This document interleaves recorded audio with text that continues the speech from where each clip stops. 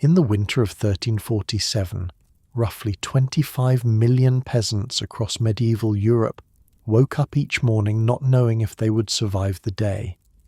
They faced bone-cracking cold, starvation, disease, and the constant threat of freezing to death in their sleep. Winter was not a season to be endured. It was a war, and every sunrise meant you had won another battle. This is what it was actually like to survive a medieval winter.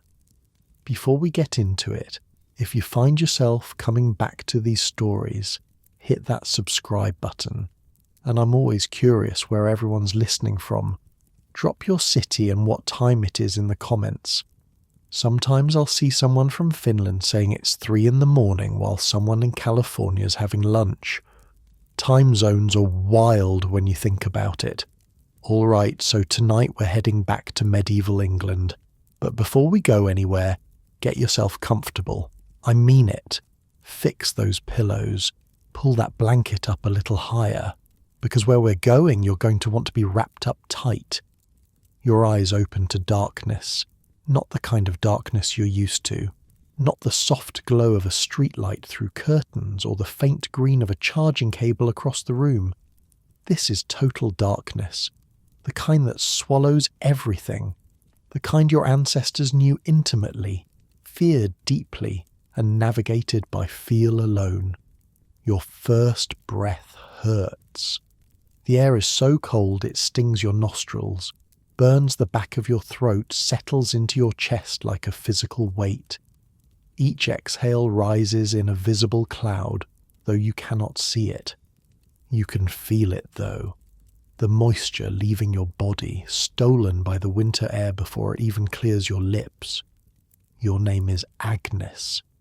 You're 23 years old, and by the standards of your time, you're doing remarkably well. You've survived childbirth twice. Your husband still lives. Your parents made it through last winter. Not everyone can say that.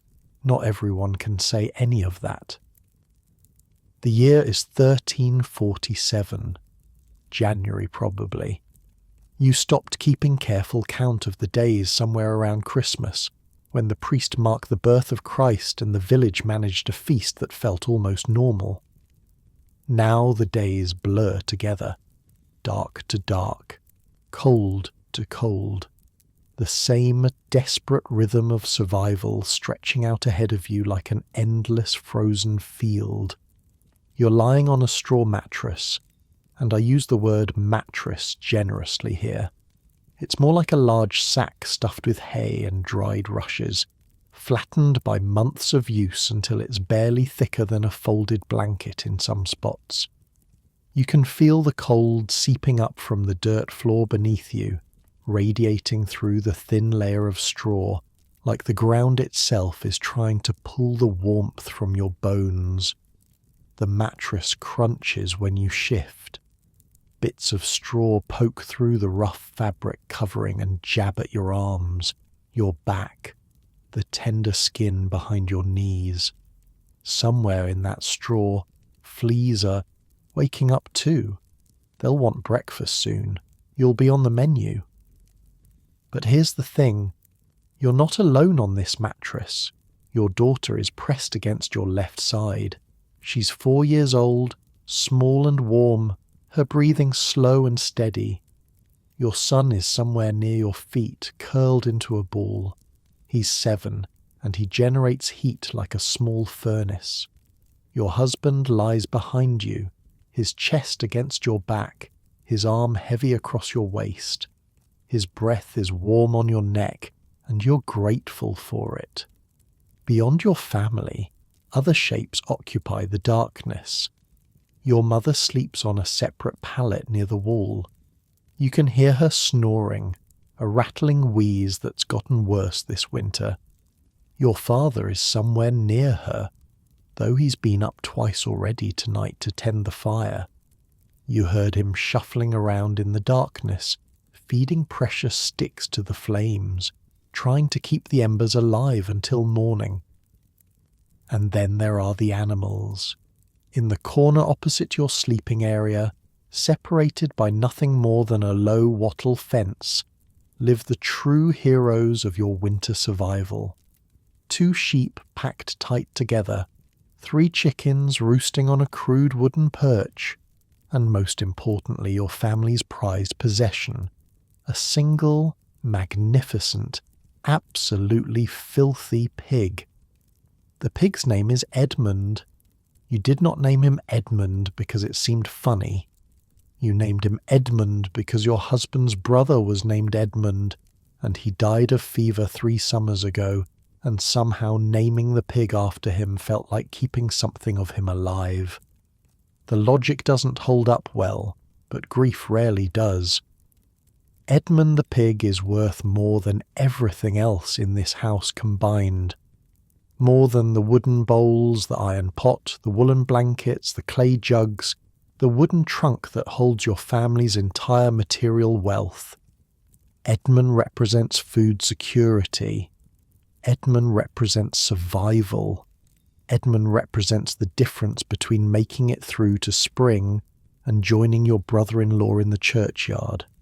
So Edmund sleeps inside with you, along with everyone else. The smell is something you've stopped noticing. Imagine the worst locker room you've ever been in. Now add animal dung, now add smoke, now add the fact that no one has bathed since September, and bathing isn't coming back until the streams thaw, and even then it'll be a quick, miserable affair done as fast as possible before the cold reclaims you. Now add the particular funk of wool that's never been properly washed, only occasionally scraped clean and dried by the fire. Now live in that smell, every moment of every day, until your nose just gives up and decides this is normal. Your eyes adjust slowly to the darkness, and shapes begin to emerge. The fire pit sits in the centre of the single room that constitutes your entire home. The last of the embers glow faintly red, barely visible, throwing almost no light but providing just enough warmth to keep the air temperature above deadly. The smoke from the fire has no chimney to escape through. Chimneys exist, sure, but they're for the manor house, for the Lord's family, for people who live lives you can barely imagine. Your smoke escapes through a small hole in the thatched roof, or tries to anyway. Mostly it just fills the upper half of the room, creating a permanent haze that stings your eyes and blackens the underside of the thatch. You've been breathing this smoke every day of your life. So did your mother. So did her mother. Your lungs are probably dark as coal by now. You don't think about it. The walls are wattle and daub. That's a fancy way of saying sticks woven together and plastered with a mixture of mud, straw, and animal dung. It works surprisingly well as insulation, actually. Those walls are nearly a foot thick in places, and they keep out the worst of the wind. But the cold still gets in. It seeps through the gaps around the door. It radiates from the ground. It presses against the single small window, covered not with glass but with a piece of oiled linen that does almost nothing to stop the chill, but does block enough light that you can tell when the sun rises. How cold is it? Cold enough that water left in a bucket overnight freezes solid. Cold enough that your breath freezes in your hair while you sleep, leaving a crust of ice on your brow by morning. Cold enough that small children and old people die from it, regularly, quietly, during the long nights when the fire burns low and bodies can't generate enough heat to keep the blood flowing to their fingers and toes. The church records from this period are full of winter deaths. So and so died of the cold. Such and such perished in the frost. The weather took them. The season claimed them. These were acceptable deaths, expected deaths, the price of surviving at all. You feel your husband stir behind you. His arm tightens around your waist, and for a moment you both just lie there, neither wanting to be the first to break the seal of warmth you've created. Moving means letting cold air under the blankets. Moving means starting the day. Moving means work. But the fire is dying. You can hear it in the silence. The crackle and pop of burning wood has faded to almost nothing. The faint hiss of moisture in the sticks is gone. If someone doesn't get up soon and feed that fire, it will die completely. And restarting a fire from scratch in the dark, in the cold, with numbed fingers and breath that fogs immediately, is one of the worst ways to start any day. So you wait. You listen for your father. He's usually the one who handles the overnight fire duty, shuffling around in the darkness, keeping the flames alive through sheer force of habit. But tonight he's silent. Either he's sleeping deeply, which would be unusual, or he's already up and quietly feeding the fire, which means you might be able to steal a few more minutes of warmth. The silence stretches. Your daughter shifts against your side, making a small sound of protest. She's dreaming, maybe. Or perhaps she's half awake, sensing the cold, instinctively pressing closer to your body heat. You wrap your arm around her, pulling her tighter against you. Her hair smells like smoke and something faintly sour. You don't mind. From the animal corner, Edmund snorts. It's a surprisingly loud sound in the quiet darkness, and it triggers a chain reaction. One of the chickens clucks. A sheep bleats softly. For a moment, the house sounds almost alive, almost busy, as if dawn has already broken and the day has begun. But it hasn't. Through the oiled linen window you can see nothing, not even the faintest hint of grey. The darkness outside is as complete as the darkness inside. The sun won't rise for hours yet, assuming it rises at all. Winter days are short in England. Sometimes the sun barely clears the horizon before it starts setting again. You've lived entire weeks in a perpetual twilight. The sky never quite light, never quite dark, just a uniform grey that weighs on your spirit like a physical burden. Your father coughs. The sound comes from across the room, followed by the rustle of movement. You hear him sit up, hear the soft groan he always makes when his joints protest the cold. Hear him feeling around in the darkness for his shoes, those worn leather boots stuffed with straw for insulation that he guards more carefully than almost anything else he owns. Then you hear him moving toward the fire, the scrape of the iron poker against the stone hearth, the soft crunch of wood being shifted, the gentle whoosh of breath as he blows on the embers, trying to coax flame from ash, a spark, another, the faint crackle of fire catching on kindling. Light blooms in the darkness, not much light, just enough to cast dancing shadows on the walls, to illuminate your father's face in warm orange glow, to reveal the smoke that hangs thick in the air above your head. But after hours of total darkness, it feels almost blinding. Your father looks old in this light. He's 42, which makes him elderly by the standards of your time. His hair has gone grey, his face is lined and weathered. His hands, which feed the fire with practiced efficiency, are gnarled and scarred from decades of farm work.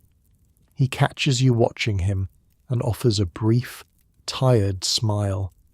The day, such as it is, has begun. But not quite yet. Not quite. Because there's one more ritual to complete, one more acknowledgement of the forces that keep you alive and could just as easily take you away. You close your eyes and you pray. The words are familiar. You've said them every morning of your life, and your mother said them every morning of hers, and her mother before that, stretching back through generations of peasants who lived and died on this same land, under this same sky, fighting this same endless battle against the cold. You thank God for another night survived. You ask for strength for the day ahead. You pray for enough food, enough warmth, enough grace to make it through until spring.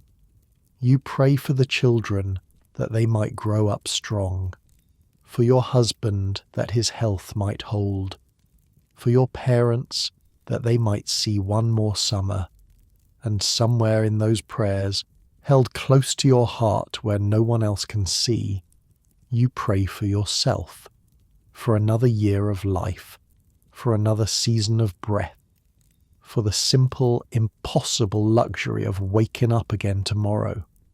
The fire grows stronger. The first fingers of warmth begin to reach across the room. Edmund snorts again, this time with what sounds almost like satisfaction. The chickens begin to stir in earnest. Your son kicks off his corner of the blanket and immediately curses the cold. And you, Agnes of Wickham, peasant woman of medieval England, mother of 2, wife of 1, daughter of 2 more, prepare to face another winter day. Not because it will be easy, not because it will be pleasant, but because the alternative is unthinkable. You push back the blanket and feel the cold hit your skin like a physical blow. Your breath fogs immediately. Your muscles tense and protest. Everything in your body screams at you to burrow back under the covers, to reclaim that precious warmth, to let someone else handle whatever needs handling. But you don't. Because someone has to keep this family alive. Someone has to check the animals and stoke the fire and start the morning pottage and make sure the children are fed and dressed and functional. Someone has to hold everything together against the crushing weight of winter. Today, that someone is you. And in a way, that's okay.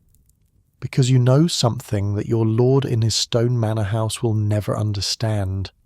You know something that the king in his distant palace surrounded by servants cannot fathom. You know what it means to survive, not to live, not to thrive, not to prosper or flourish, or any of those fancy words the priests use in their sermons about God's bounty. Just to survive. To wake up in the cold and the dark and the smoke and the smell and know, with absolute certainty, that you are still here, still breathing, still fighting, still getting up one more time to face one more day. That knowledge is worth more than gold. The fire crackles. Edmund snorts. Your daughter rolls over and mumbles something in her sleep. And outside, invisible beyond the oiled linen window, the first faint hint of grey begins to lighten the eastern sky. A new day is coming. You're going to survive it. You swing your legs over the edge of the mattress and your bare feet hit the floor. The cold shoots up through your soles like you've stepped on ice, which honestly, you might as well have. The packed earth floor has been absorbing cold all night, drawing heat from the room, storing it somewhere deep underground where you'll never get it back. Your toes curl reflexively, trying to minimize contact. Your shoes are somewhere nearby. You grope around in the dimness, fingers brushing against straw, against the rough wool of a blanket edge, against something sticky that you choose not to investigate further. Finally, leather. You grab the shoes and pull them toward you. They're stiff with cold. The leather has contracted overnight, and for a moment you're not sure they'll even fit. You force your foot in anyway, wincing as the frozen material presses against your skin. Tomorrow you'll remember to tuck them under the blankets with you. Tonight you forgot. This is the price. Your husband is sitting up now, rubbing his face with both hands. In the growing firelight he looks exhausted. He's been coughing for 3 days, a wet sound that comes from deep in his chest and worries you more than you let on. Chest coughs kill people. You've seen it happen. A cough becomes a fever becomes a delirium, and then the priest is saying words over a fresh grave. But you don't say any of that. Instead, you catch his eye and nod toward the fire. He nods back.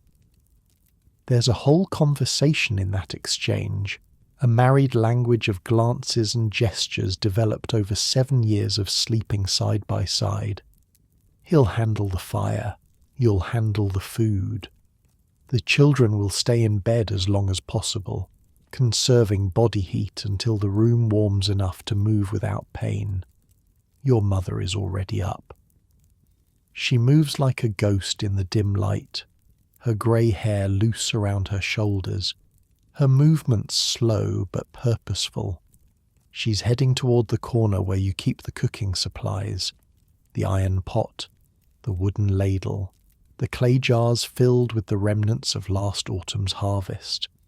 You join her without speaking. Words cost energy. Energy costs heat. Heat costs life.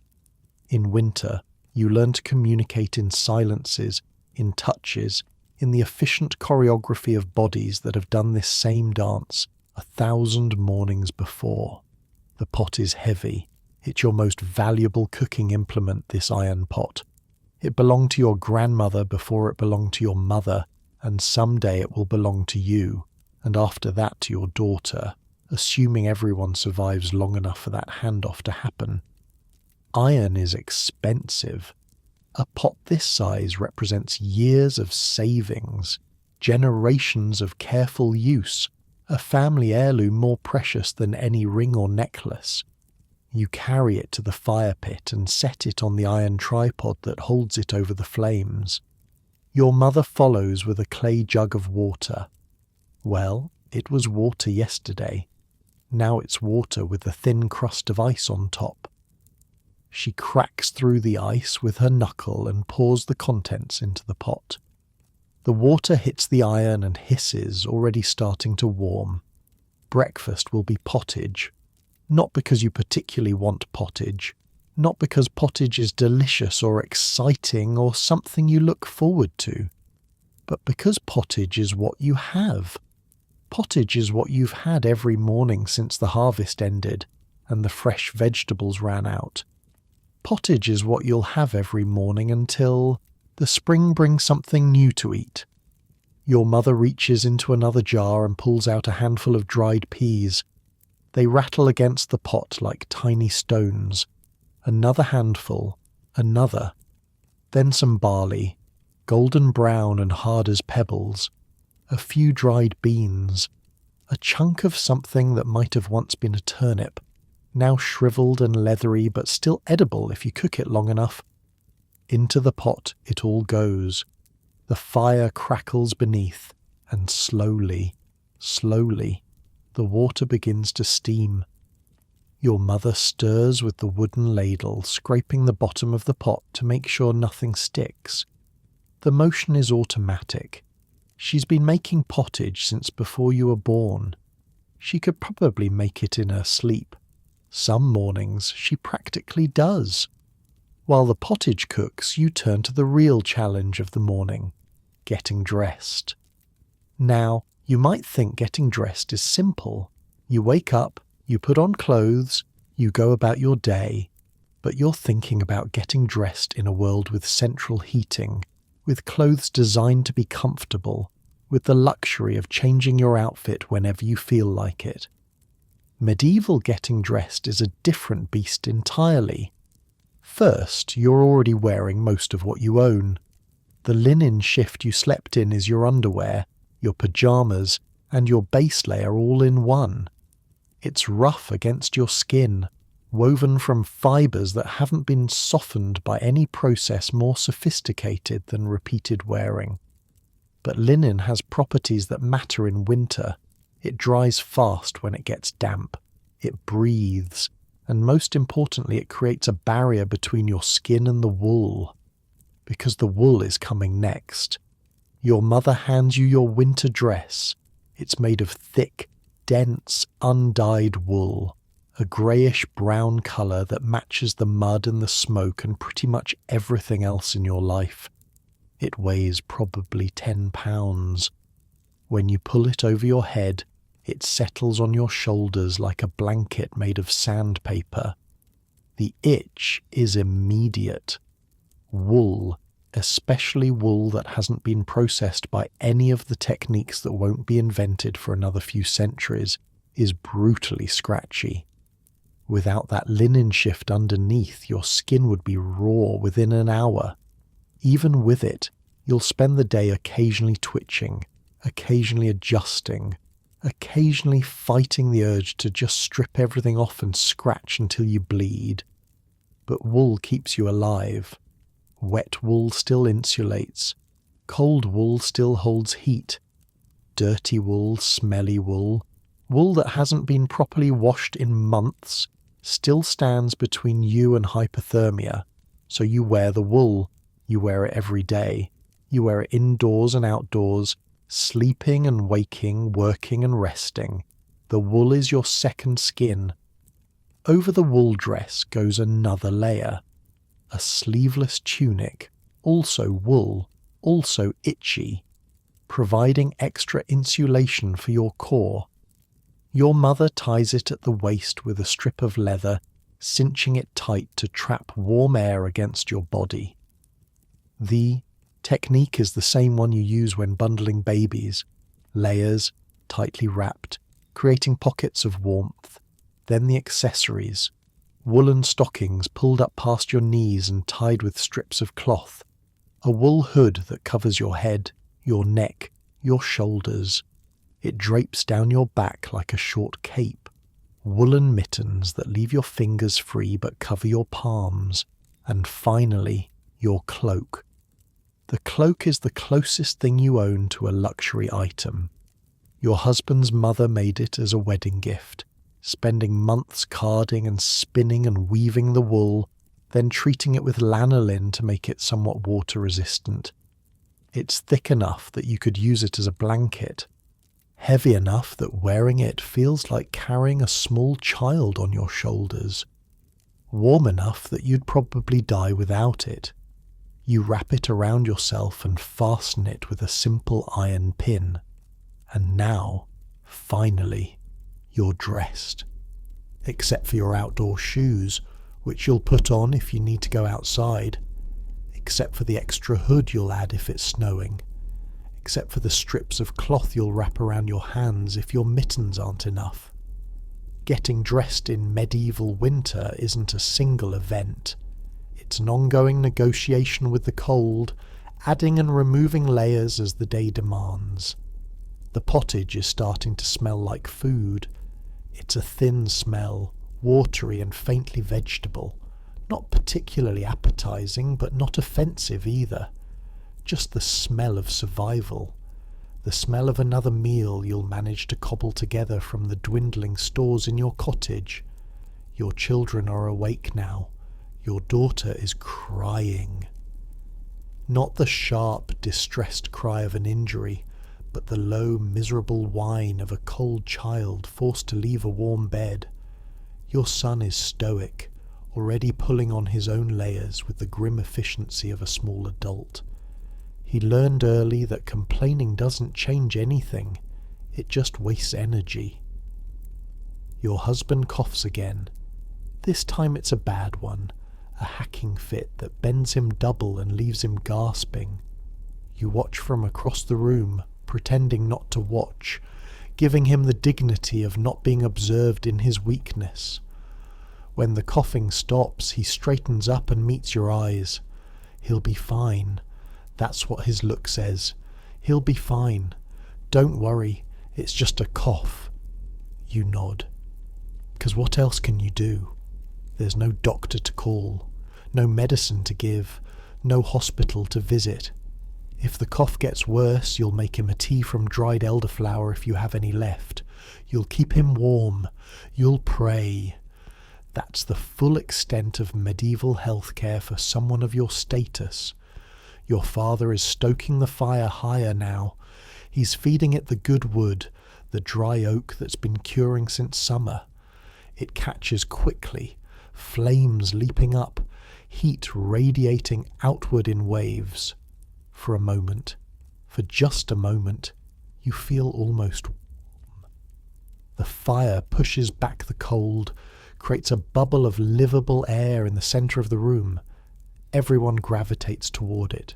Your mother carries the pot closer to the flames, stirring more vigorously as the pottage begins to bubble. Your children huddle as near to the fire as they dare, their small hands extended toward the heat. Your husband positions himself where the warmth can reach his chest, maybe soothe whatever's churning in his lungs, and you stand for a moment and just watch. This is your family. These are the people who will live or die based on your decisions, your work, your ability to keep everything running through the dark months ahead. Looking at them now, firelit and sleepy and draped in layers of rough wool, they look both impossibly fragile and impossibly strong. Edmund snorts from his corner. Right. The animals. Someone has to deal with the animals. You move toward the low wattle fence that separates the living space from the livestock area. The fence is barely knee-high, more of a suggestion than a barrier, meant to keep the animals from wandering into your sleeping area rather than to actually contain them. Edmund could knock it over with one good shove. He just chooses not to. The smell hits you first. Animal dung and hay and wet wool and something vaguely biological that you've stopped trying to identify. The animals have been packed into this corner all night, generating warmth and waste in roughly equal measure. The straw bedding beneath them is dark with moisture. It'll need to be changed soon, but not today. Today you'll just add more straw on top and deal with the mess when you have time. The chickens are awake and annoyed. They cluck at you accusingly as you approach, as if you've personally wronged them by making winter happen. You check their roost for eggs, more out of habit than hope. Hens don't lay much in winter. The days are too short, the cold too bitter, but occasionally you get lucky. Today is not an occasional day. No eggs. The sheep are fine. They're always fine. They're essentially wearing their own wool blankets year-round, which gives them a biological advantage you frequently envy. They bear at you as you check their water trough, which has frozen over again.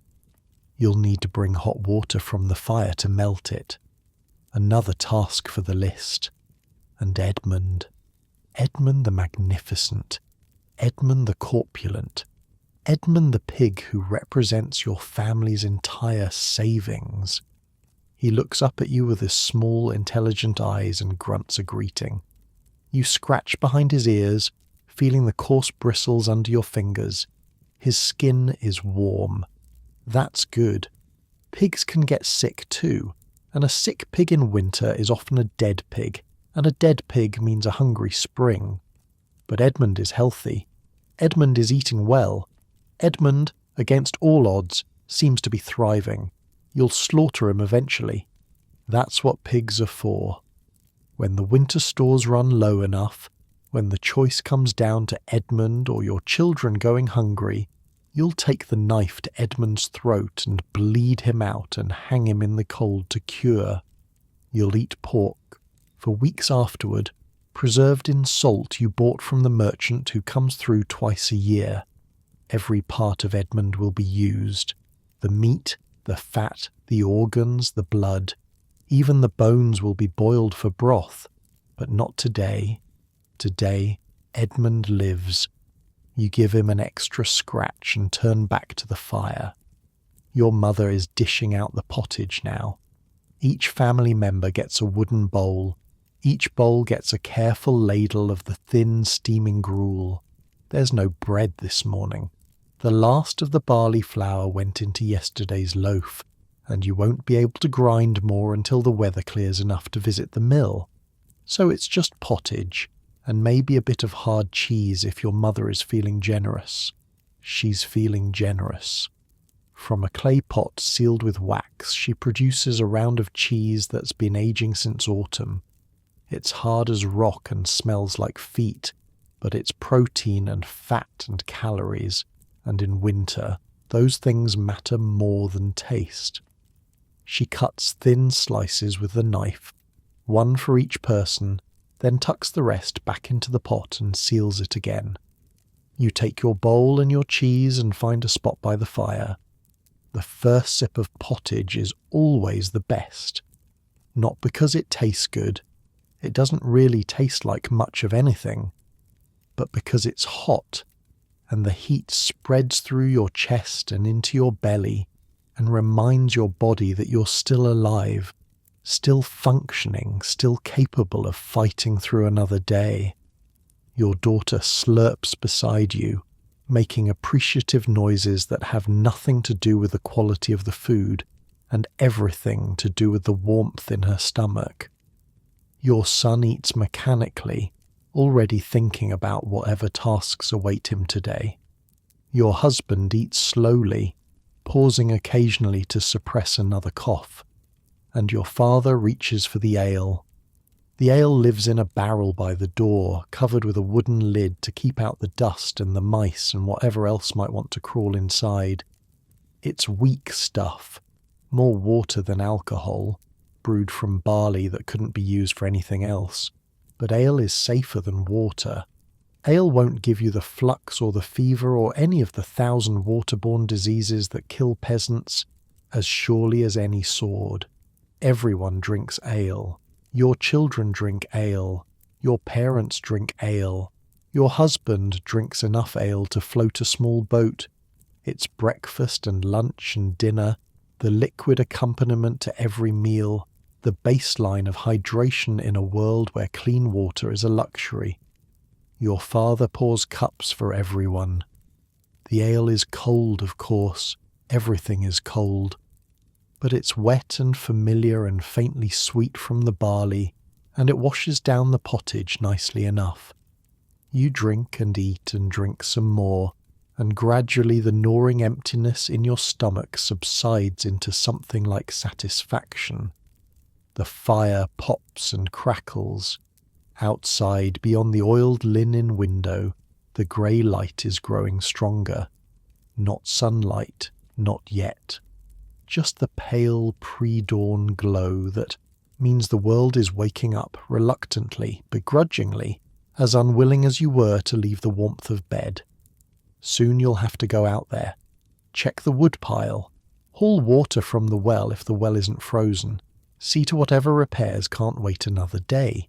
Survive, essentially.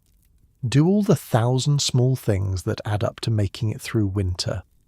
But for now, just for this moment, you sit by the fire with your family and your pottage and your weak barley ale, and you let yourself feel something almost like contentment.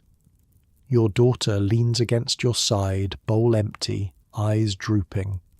You wrap an arm around her and hold her close. Outside, the winter waits, but inside, surrounded by the people you love and the warmth you've built, you're ready for it. The door doesn't want to open. You push against it with your shoulder, feeling the wood groan in protest. Ice has formed overnight in the gaps between the door and the frame, sealing it shut like nature's own lock. You push harder. Something cracks. The door swings outward and the cold hits you like a fist. This is a different cold than inside. Inside was uncomfortable.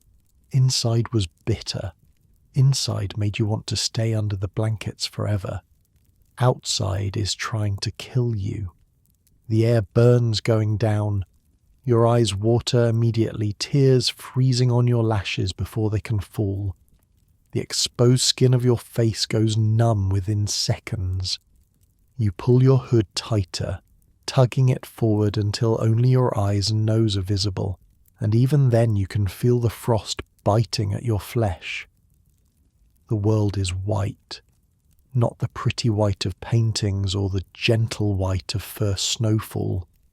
This is the harsh, blinding white of deep winter, Snow piled high enough to swallow a child, ice glazing every surface, the sky above a flat grey that promises more of the same. The sun is up there somewhere, hidden behind the clouds, providing light without warmth. Typical. Your footsteps crunch.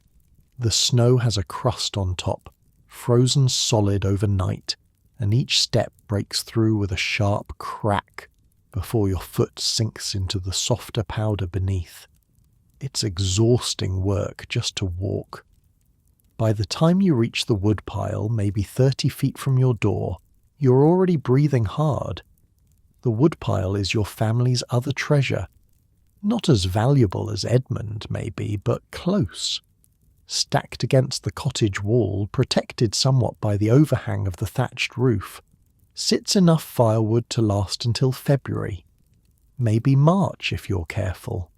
Your father and your husband spent most of autumn cutting and splitting and stacking this wood, working from dawn to dusk while the weather was still mild enough to swing an axe without losing fingers to frostbite. You eye the pile critically. It's smaller than you'd like. The logs on the outside are crusted with ice, which means they'll hiss and spit when you burn them, wasting precious heat on evaporating water before they catch properly. The good stuff, the dry stuff, is deeper in the pile. You'll have to dig, but not right now. Right now you just need to grab enough to feed the fire for the next few hours.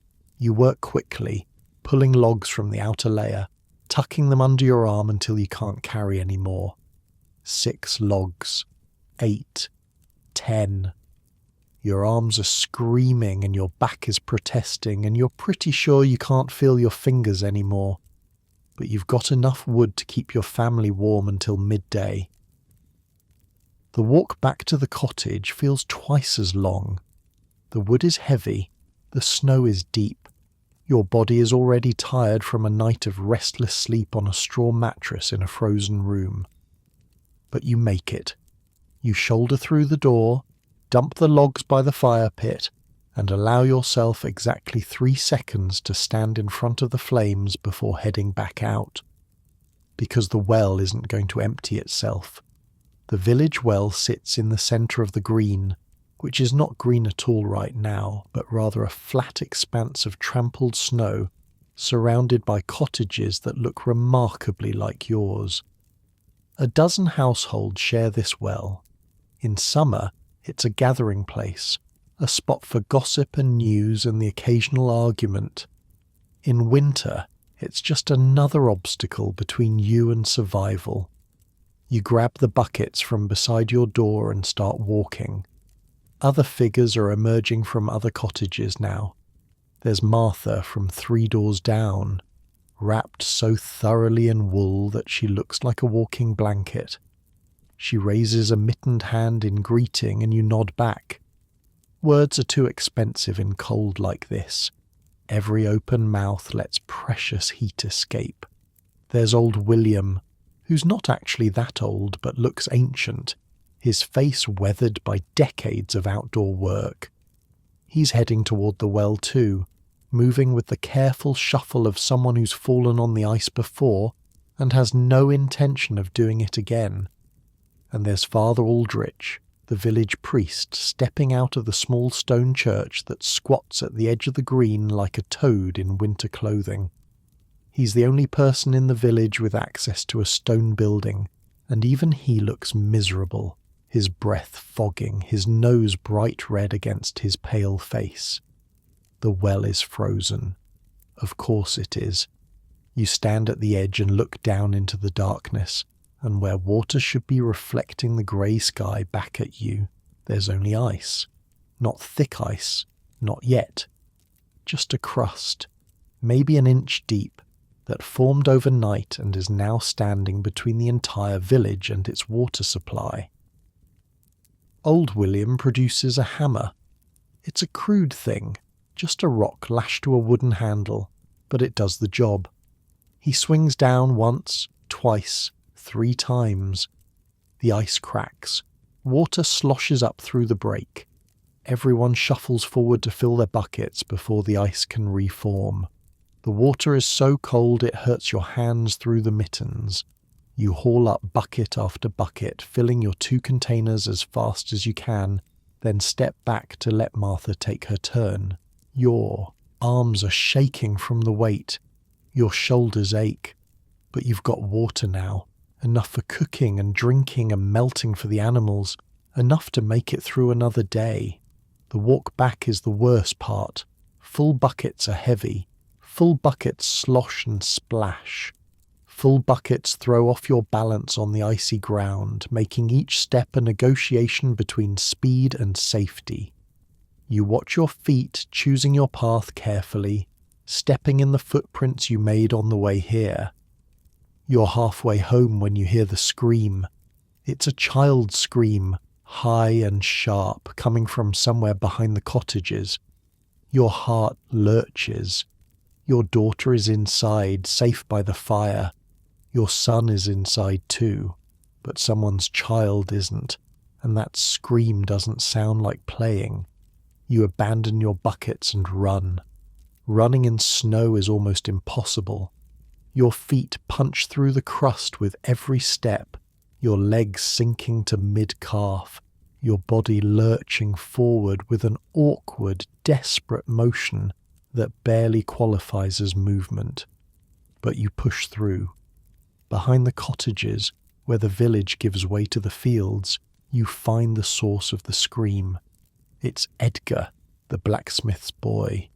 He's maybe 10 years old, and he's standing at the edge of the frozen pond with tears streaming down his face and snot bubbling from his nose.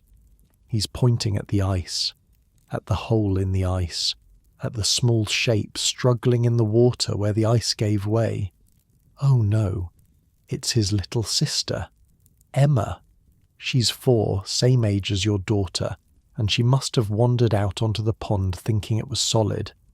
She's chest deep in freezing water now, her small hands scrabbling at the ice edge, her mouth open in a silent scream because she's too cold to make sound anymore. You don't think, you just move. There's a stick nearby, a long branch that must have fallen from one of the oaks at the pond's edge. You grab it and drop to your belly on the ice, distributing your weight across as wide an area as possible. The ice groans beneath you. You ignore it. You slide forward on your stomach, pushing with your elbows, holding the stick out ahead of you like a lance. The ice is cracking. You can hear it. Little pops and snaps that mean the whole surface might give way at any moment. You ignore that too. Emma's face is turning blue. You stretch the stick toward her, pushing it into her tiny hands, screaming at her to hold on. She grabs it. Her grip is weak, her fingers already clumsy with cold, but she holds. You pull. The ice beneath you shudders. A crack races across the surface, maybe a foot from your face. You pull harder. Emma slides toward you, her body breaking through the thin ice as she comes, creating a channel of dark water in the white expanse. Pull, pull, pull. Hands grab your ankles. Someone is pulling you backward while you pull Emma forward. The chain of bodies stretches across the ice, anchored by whoever reached you first, and inch by inch you drag Emma out of the water and onto the more solid ice near shore. She's not moving. Her eyes are closed. Her lips are blue. Her small body is limp in your arms as you gather her up and run toward the nearest cottage, which happens to be Martha's. Martha takes one look and throws open her door. Inside, the fire is blazing. Martha must have just stoked it, because the heat hits you like a wave. You carry Emma to the hearth and start stripping off her wet clothes, working with desperate speed. Wet clothes in this cold are a death sentence. The water will steal her heat faster than any fire can replace it. Martha brings blankets, dry blankets, wool blankets that smell like smoke and animals but are warm, wonderfully warm. You wrap Emma like a baby, cocoon her in layer after layer, and hold her against your own body to share your heat. Come on, wake up. A minute passes, 2. Then Emma coughs. Water spurts from her mouth. Her eyes flutter open. She looks at you with absolute confusion, like she has no idea how she got here or who you are or why she's wrapped in blankets by a stranger's fire. And then she starts to cry. It's the most beautiful sound you've ever heard.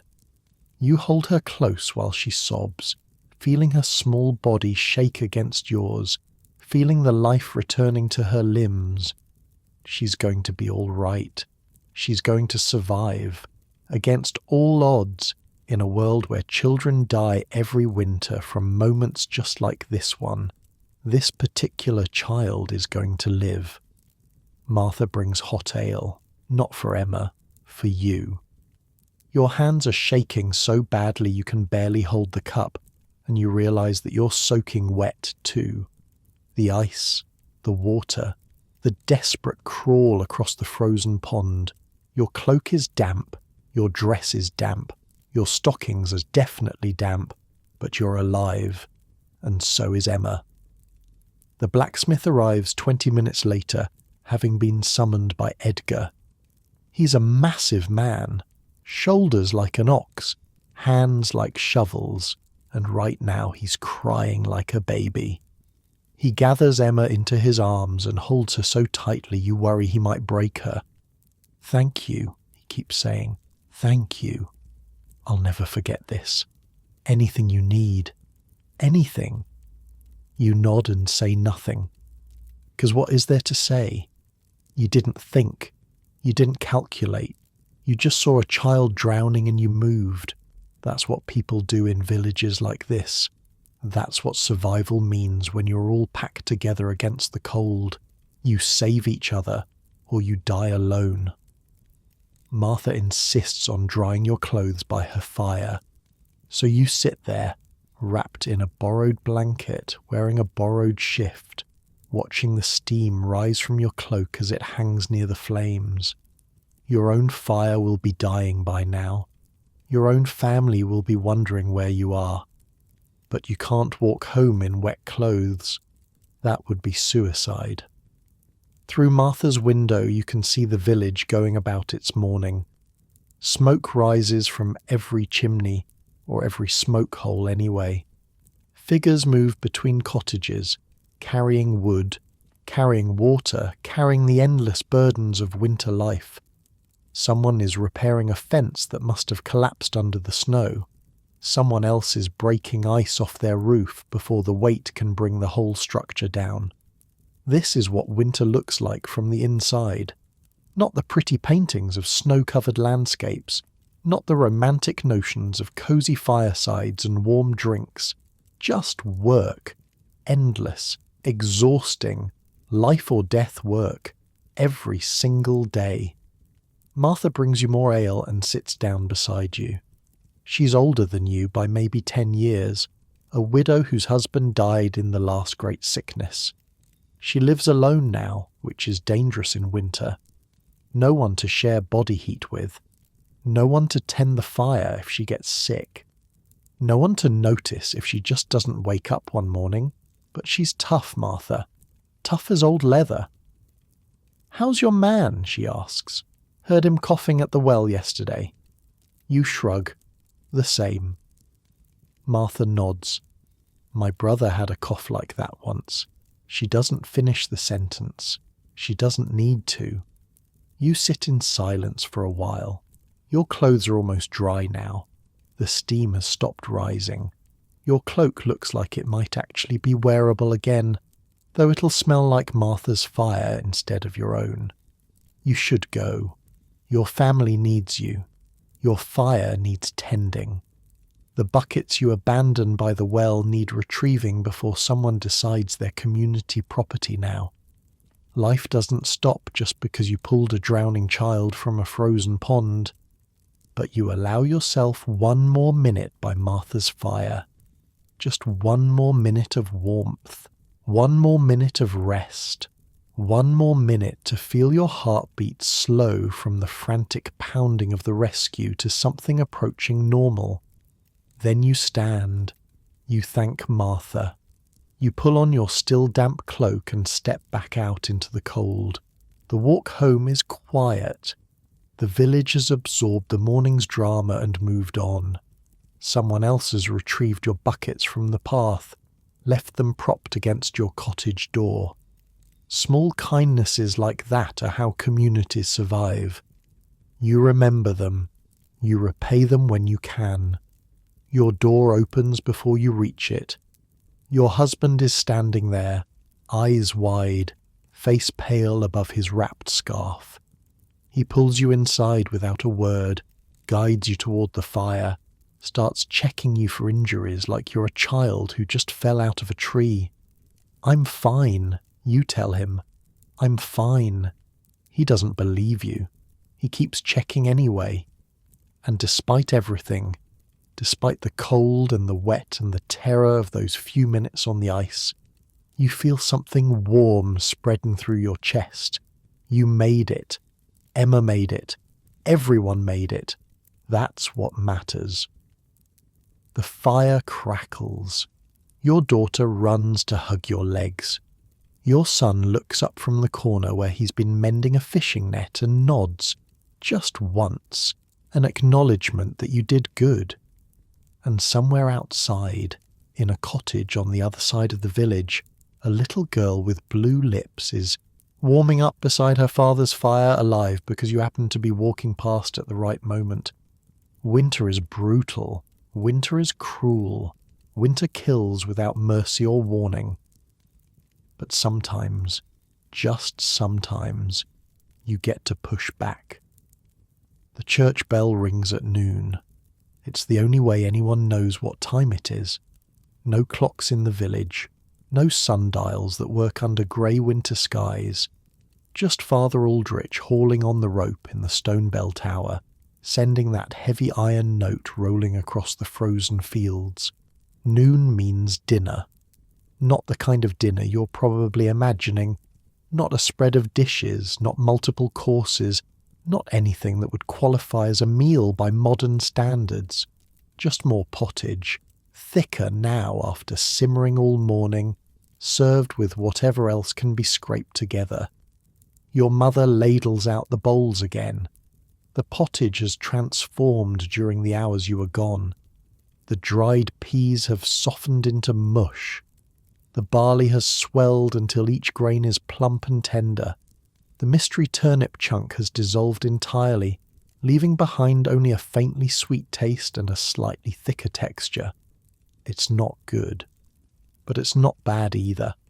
It's just food. Your husband eats slowly. He's coughing less now, which could be a good sign or a bad sign. Sometimes coughs get quieter before they get worse.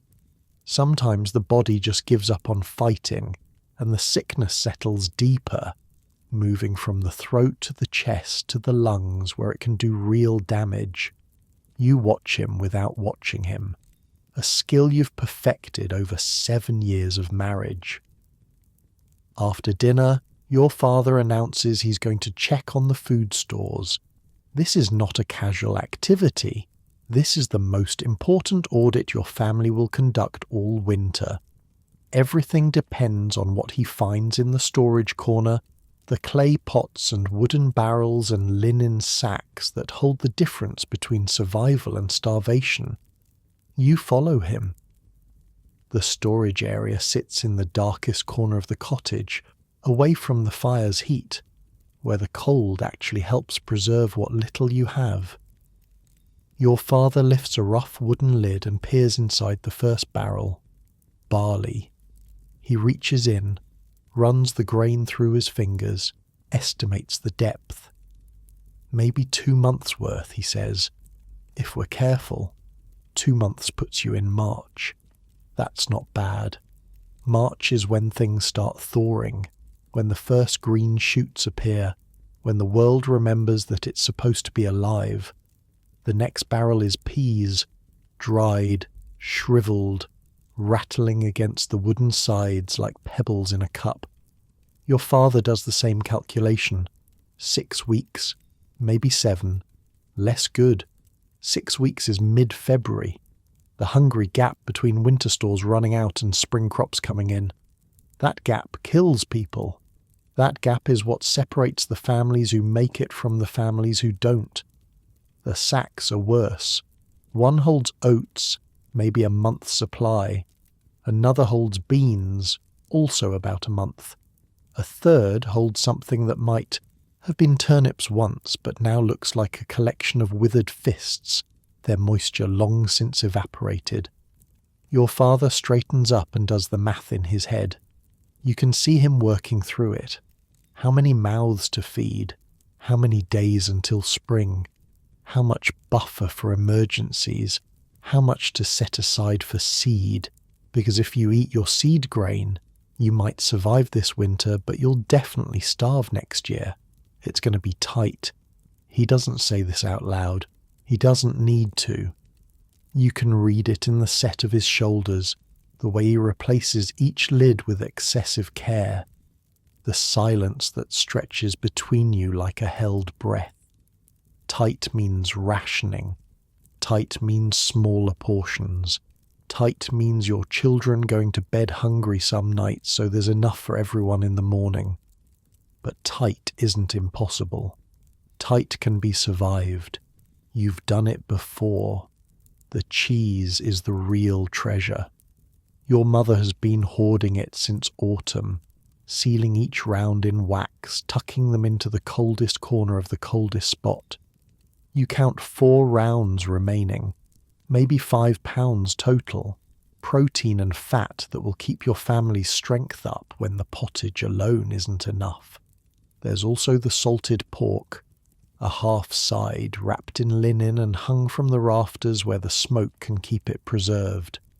Your husband's father slaughtered the pig back in November, shared the meat with your family as part of some complicated arrangement involving labour and debts and obligations you don't fully understand.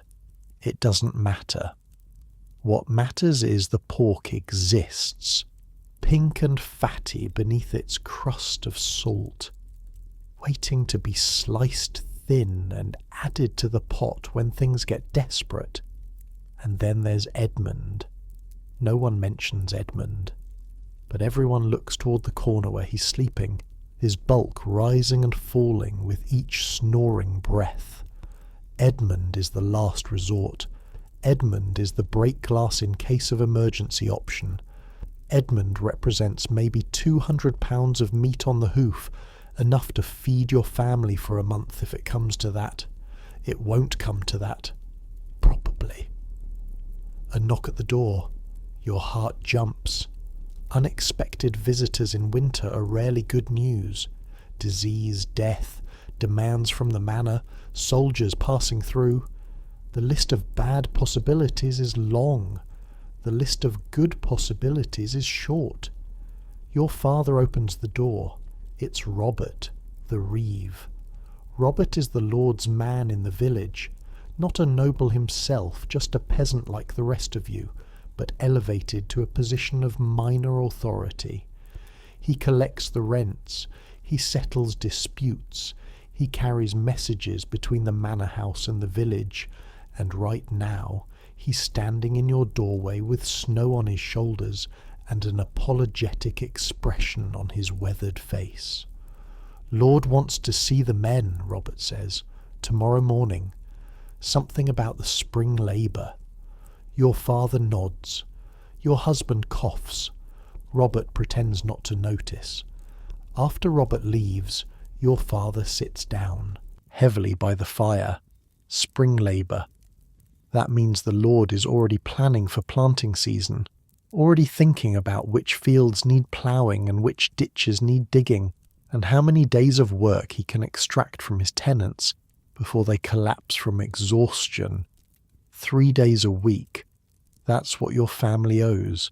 3 days every week, your father and your husband trudge up to the manor lands and work the Lord's fields, the Lord's gardens, the Lord's whatever needs doing. In exchange, you get to live on his land, farm your own strip of field, breathe his air. It's a bargain, technically. It doesn't feel like one. The remaining 4 days belong to you. Well, 3 really, because Sunday belongs to God, and you can't work on Sunday without risking your immortal soul.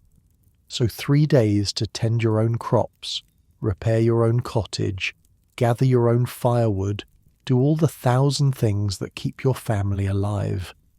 In winter, the labour obligations ease somewhat. There's less to do on the manor when the ground is frozen and the fields are buried under snow, but the Lord still finds ways to keep his tenants busy, hauling wood, clearing paths, maintaining buildings. The work never really stops, just changes shape with the seasons. Your mother starts cleaning up from dinner. Wooden bowls get wiped with a rag and stacked by the wall. The iron pot gets scraped clean and set aside for the evening meal. The fire gets another log, carefully selected from the pile, positioned just right to burn slow and steady through the afternoon. Your children have been remarkably quiet. Your daughter is playing with a doll your mother made from rags and straw, cradling it like a baby, murmuring words too soft to hear. Your son is back at his fishing net, fingers working the knots with patient precision. In summer, that net will feed the family. Right now, it's just something to do with his hands. Winter is hard on children. They can't run outside and play for hours like they do in warm weather. They can't splash in the stream or climb trees or chase each other through the fields. They're trapped inside in the smoke and the dark and the close quarters, with nothing but each other and whatever entertainment they can manufacture. Your son is handling it well. He's always been the quiet type, content to sit and work and wait. Your daughter is struggling. She's been clingy lately, always wanting to be in your lap, always wanting your attention. She cries easily, over nothing, over everything. She's afraid of the dark, which is a problem when half your life happens in darkness. Last night she woke up screaming about monsters, and it took an hour of rocking and singing before she'd go back to sleep. You don't blame her. You'd cry too if you could afford the energy. The afternoon stretches ahead of you. In summer, this time of day would be packed with work, but winter afternoons are different. The light is already starting to fade by mid-afternoon, the grey, sky darkening toward evening. There's only so much you can do in dimness, only so many tasks that don't require being able to see clearly. So you find things to occupy your hands. Your mother is spinning. She set up her drop spindle near the fire, pulling handfuls of raw wool from a basket and transforming them into thread through some alchemical process you've watched 1,000 times, but still find slightly magical. The spindle twirls, the fibres twist, thread accumulates on the shaft, thin and even and strong. Every garment your family owned started as a sheep. That's something people forget. Before you can have a wool dress, someone has to raise the sheep, shear the sheep, clean the wool, card it, spin it, weave it, cut it, sew it. The dress on your back represents hundreds of hours of labour, most of it done by women like your mother, working their spindles through endless winter afternoons. You should be spinning too.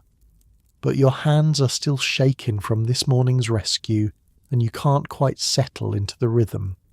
The thread keeps coming out uneven, thick in places, thin in others. Your mother notices but says nothing. She just keeps spinning, her hands steady, her thread perfect. Your husband is mending a shoe. The leather has cracked from the cold, split along the seam where his foot flexes. He's working an awl through the tough material, preparing holes for the waxed thread that will stitch it back together. It's delicate work. Too much pressure and the awl will punch straight through. Too little and the leather won't give. He coughs while he works. Not the deep, wet cough from this morning. Something smaller, almost casual, like his body has just accepted that this is what breathing sounds like now. You catch your mother's eye across the room. She's noticed too. Of course she has. She's been watching sickness come and go in this village for 50 years. She knows what a cough can mean. She knows how fast things can turn. But neither of you says anything. What would be the point? There's no medicine to give, no treatment to try. All you can do is keep him warm and fed and hope his body fights off whatever's trying to take hold. The fire pops, sending a shower of sparks up toward the smoke hole. Outside, the wind has picked up. You can hear it whistling through the gaps in the wattle walls, feel it pushing against the door like a living thing trying to get in. The temperature is dropping. Tonight will be colder than last night. Your daughter abandons her doll and climbs into your lap. She's heavy and warm, and she smells like smoke and wool and something uniquely her, some essence of childhood that no amount of dirt can quite mask. You wrap your arms around her and hold her close. How come the sun goes away so early, she asks. Because it's winter, you tell her. The sun gets tired in winter. It needs to rest. This is not scientifically accurate.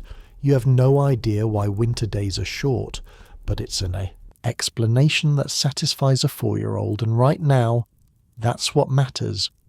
Will it come back? Always, you say. The sun always comes back. She thinks about this for a moment, like Papa's cough. Will that go away too? You don't answer right away. You can't. The words stick in your throat. Yes, you finally say, like Papa's cough. It'll go away too. You hope you're not lying. The afternoon crawls toward evening. Your mother finishes one spindle of thread and starts another.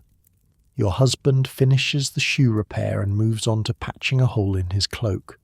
Your father dozes by the fire, head nodding, hands folded across his stomach. This is winter. This is what it looks like from the inside. Not adventure, not excitement, just hour after hour of survival, of making do, of keeping the fire burning and the family fed and the cold at bay. It's boring. It's terrifying. It's both things at once. Through the window, the light fades from grey to something darker. Evening is coming. Soon your mother will start the evening pottage. Soon your father will wake and tend the fire. Soon the whole cycle will begin again. Another meal, another night, another desperate bid to make it until morning. But for now, in this moment, your daughter is warm in your arms and the fire is crackling and your family is alive. That's enough. That has to be enough. Your daughter falls asleep in your lap. Her breathing slows. Her body goes heavy. Her small hand, which had been clutching the front of your dress, relaxes and falls to her side. Sleep is the only true escape from winter, and children take it whenever they can. You don't move. Moving would wake her, and a sleeping child is a child who isn't hungry, isn't cold, isn't asking questions you can't answer. So you sit perfectly still, watching the fire, feeling the weight of her against your chest, letting your own eyes grow heavy. You don't sleep, not quite, but you drift. Your mind wanders to other winters. The one 3 years ago when the snow came early and stayed late, when your family ate nothing but thin gruel for 6 weeks and everyone's ribs showed by spring. The one 5 years ago when your baby brother died, just stopped breathing in the night, his little body too weak to fight off whatever sickness had taken hold. You were 14 when he died. You didn't understand then.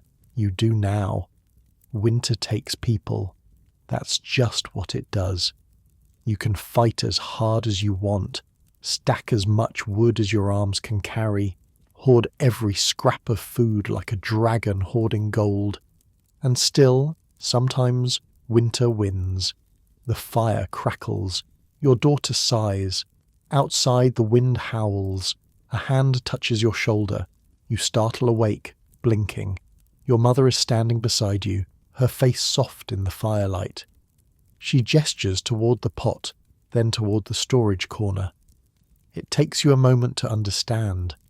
Time to start on the evening meal. You ease your daughter off your lap, settling her onto the floor, beside the fire where she curls up and keeps sleeping.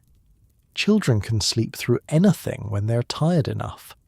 Wars have probably been fought around sleeping children. The evening pottage will be different from the morning and noon versions. Not better, exactly, just different. Your mother has been saving a precious onion, one of the last from the autumn harvest, and tonight she's going to use it. The smell of onion cooking in rendered fat is one of the best smells in the world, second only to actual meat. You help her peel the papery skin. The onion is soft in places, starting to go bad. You cut away the spoiled sections and dice what remains. Maybe a quarter of the original size, but it's something. It's flavour. It's a break from the endless monotony of peas and barley. Into the pot it goes. Your mother has saved some of the pork fat from when you used the salted meat last week. She scrapes it into the pot and positions everything over the fire. The fat starts to sizzle. The onion starts to soften. The smell fills the cottage like a blessing. Your husband lifts his head.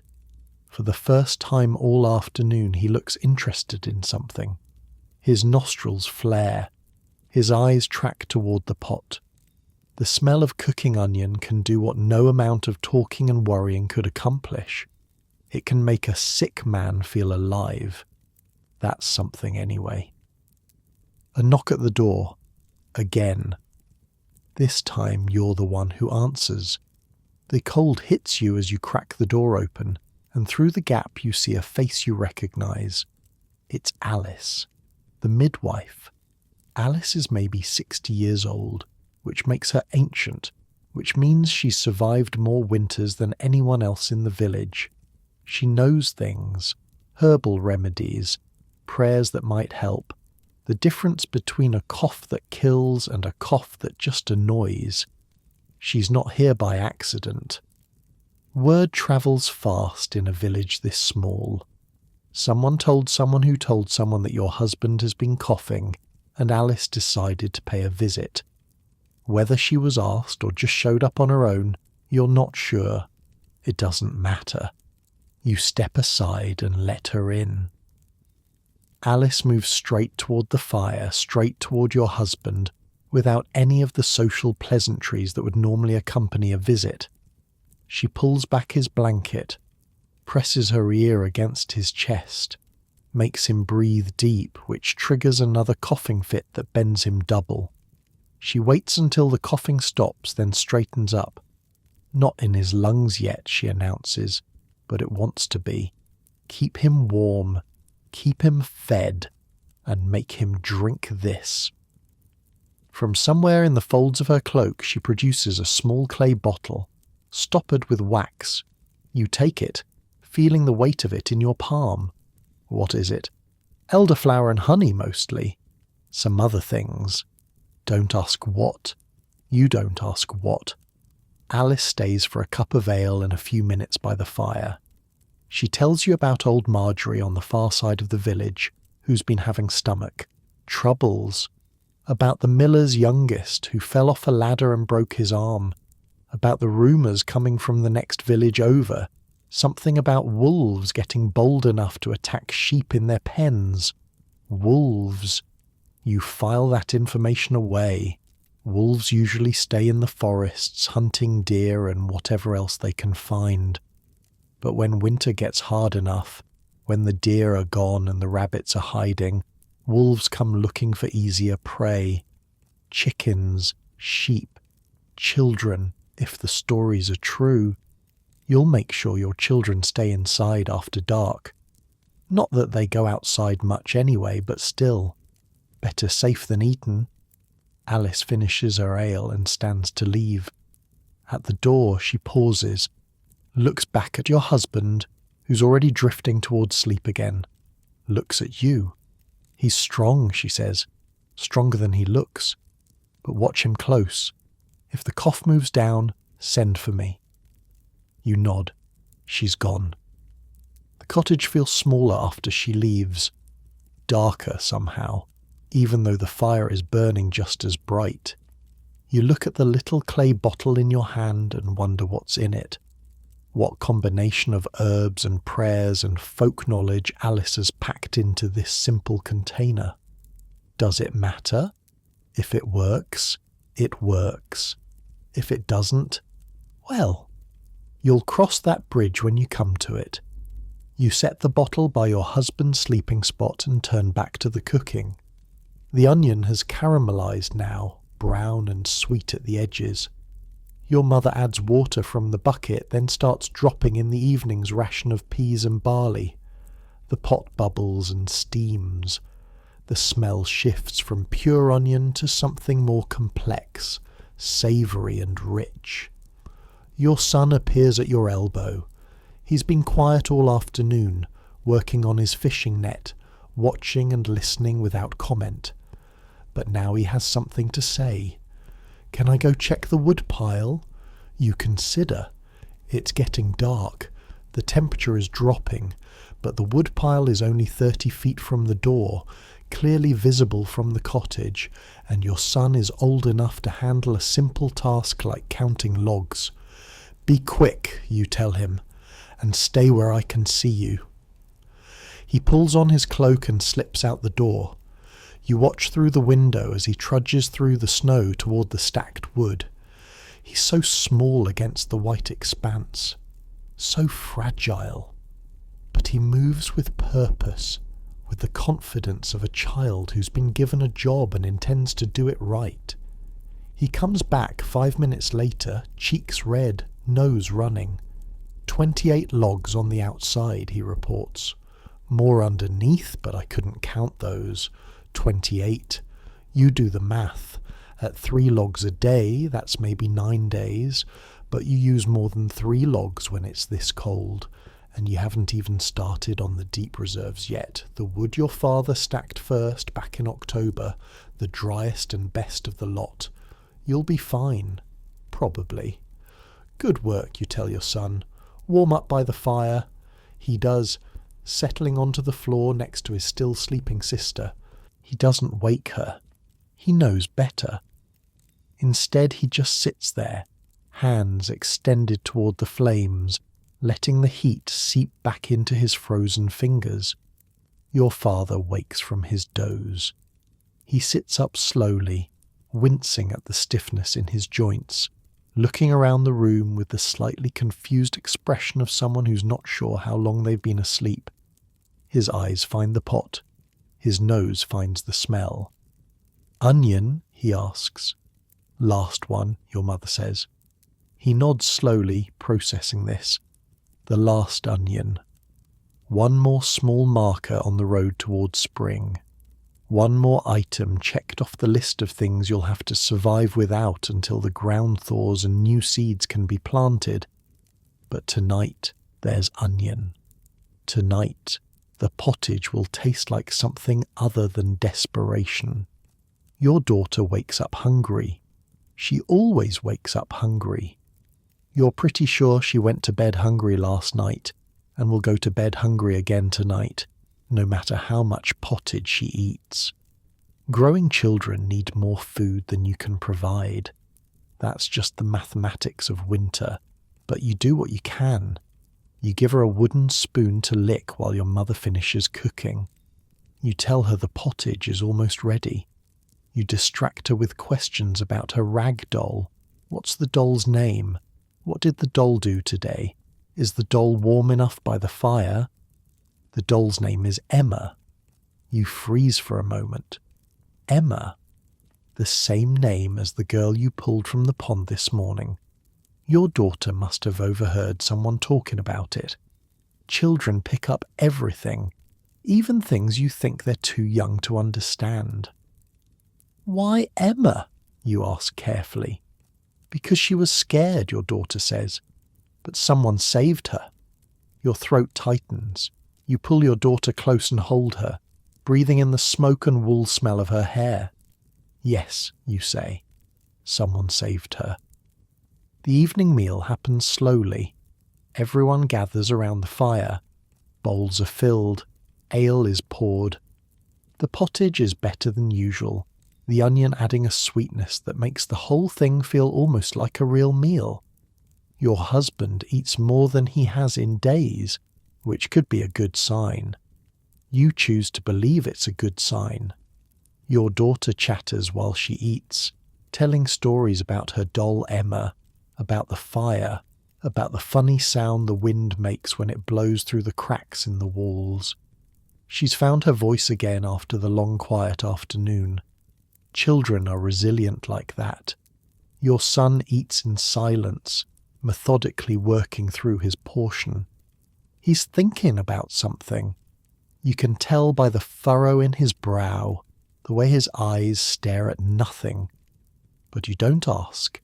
He'll talk when he's ready. After dinner, your mother produces a surprise. From the cheese pot she pulls not a slice but an entire small round, maybe a quarter pound. She sets it in the centre of the group like an offering.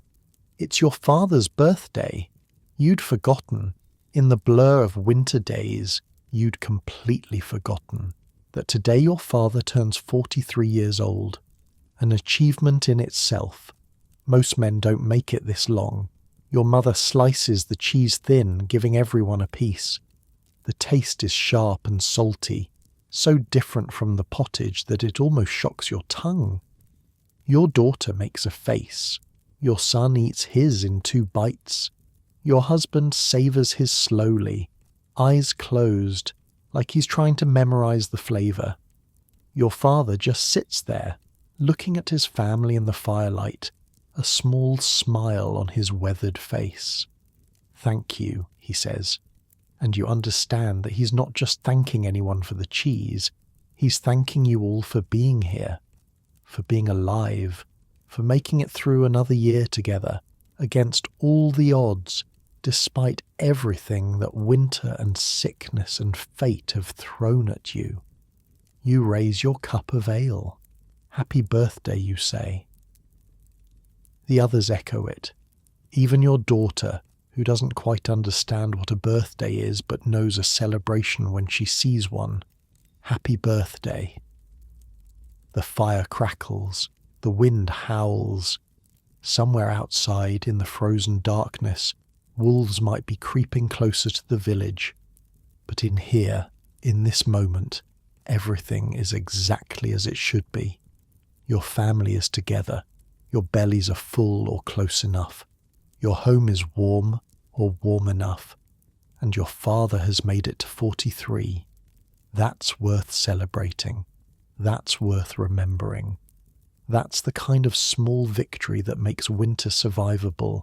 You finish your cheese, you finish your ale, and you settle in for the long evening ahead, surrounded by the people you love, grateful for every single one of them. The last light dies at the window. One moment there's a faint grey glow behind the oiled linen. The next moment, nothing. Just blackness pressing against the cloth like something alive trying to get in. Your mother reaches for the rushlights. They're stored in a clay jar by the wall, maybe 24 thin reeds dipped in animal fat and dried until they're stiff as bone. She pulls one out and carries it to the fire, touching the end to a glowing ember until it catches. The flame is small and orange, guttering in the draught, throwing barely enough light to see by. But it's something. In a world this dark, any light is something. She wedges the rushlight into a holder near the cooking area. The holder is just a forked stick jammed into the packed earth floor. Nothing fancy, but it keeps the rushlight upright while it burns. Fat drips down from the flame, pooling at the base, filling the air with a smell like cooking meat. One rushlight won't last the evening. They burn for maybe an hour each, sometimes less if the fat wasn't applied evenly. Your mother has already set another 2 aside, ready to be lit when the first one gutters out. Rushlights are cheap, just reeds from the marsh and fat from whatever animal you've slaughtered recently. But cheap is relative. Everything costs something in winter. The fire does most of the lighting work. Your father has built it up for the evening, adding the thicker logs that burn slow and steady, creating a core of heat that will last until someone wakes in the middle of the night to feed it again.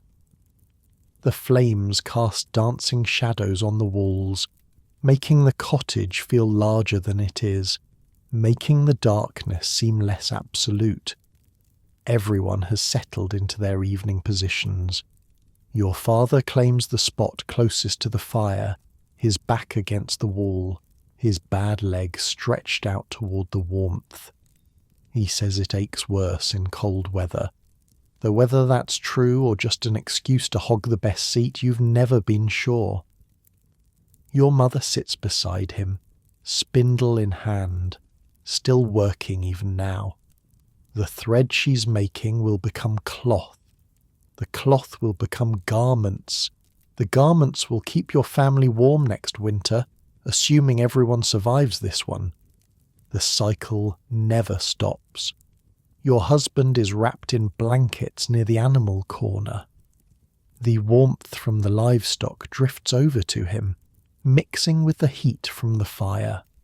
You've given him the first dose of Alice's medicine, pouring a careful measure into a cup of ale. He drank it without complaint, though his face suggested it tasted like something scraped off a stable floor. Now he's drowsy, eyes half closed, the coughing temporarily suppressed. Your children are between you and the fire. Your son has abandoned his fishing net and is carving something from a scrap of wood. He won't tell you what it is. He wants it to be a surprise. The knife moves carefully, shaving off thin curls that drift to the floor like tiny feathers. Your daughter is fighting sleep. Her eyes keep closing, then snapping open when her head droops. She wants to stay awake. She wants to be part of whatever happens next. But her body has other plans, and those plans involve unconsciousness in the very near future. "Tell us a story," she says. The words are slurred with exhaustion, but the request is clear. A story. Something to fill the darkness.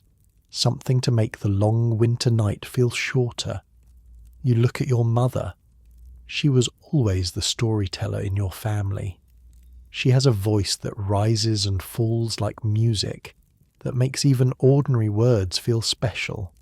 And she has a memory full of tales, passed down from her mother, who got them from her mother, stretching back generations into a past no one can quite remember.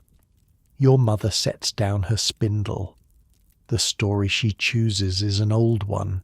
You've heard it 100 times, but hearing it again, in the firelight, with the wind howling outside and your family gathered close, it feels new. Once, she begins, there was a winter that lasted 7 years. Your daughter's eyes go wide. 7 years is forever when you're 4. The sun disappeared behind the clouds and didn't come back. The snow piled higher and higher until it covered the rooftops. The rivers froze solid, and the ice never melted, and people said that God had turned his back on the world. She pauses. The fire pops. Everyone leans in. In a village much like this one, there lived a girl named Maud. She was clever and brave, and she never complained, even when her fingers turned blue from the cold. even when her belly ached with hunger, even when her father fell sick and couldn't work the fields. You glance at your husband. His eyes are closed now, but you can tell from his breathing that he's still awake, still listening. Maud knew that her family would die if the winter didn't end. So she decided to find the sun. Your daughter gasps. Find the sun? Can you find the sun? Maud thought so, your mother says. She packed a bag with bread and cheese. She put on her warmest cloak, and she walked out into the snow. The story continues. Maud travels through forests where wolves circle just beyond the firelight. She crosses frozen rivers where the ice groans beneath her feet. She climbs mountains so tall that the clouds wrap around her like blankets. At each stage she meets someone who needs help, an old woman who's lost her way, a wounded deer caught in a trap, a child crying for its mother, and each time Maud stops to help, even though it costs her precious time, even though the cold is seeping deeper into her bones. Because that's what brave people do, your mother says. They help, even when it's hard, even when it would be easier not to. Finally, Maud reaches the cave where the sun is sleeping. Your mother's voice drops low. The rushlight flickers. The shadows on the walls seem to lean closer, listening. The sun was tired, your mother says, so tired from shining that it just wanted to rest. But Maud told it about her village, about the frozen fields and the starving animals and the people huddled together for warmth. She told it about her father, sick in bed, growing weaker every day. And what happened, your daughter asks. She's forgotten about being sleepy. She's sitting up straight, eyes locked on her grandmother's face. The sun woke up. Your mother smiles.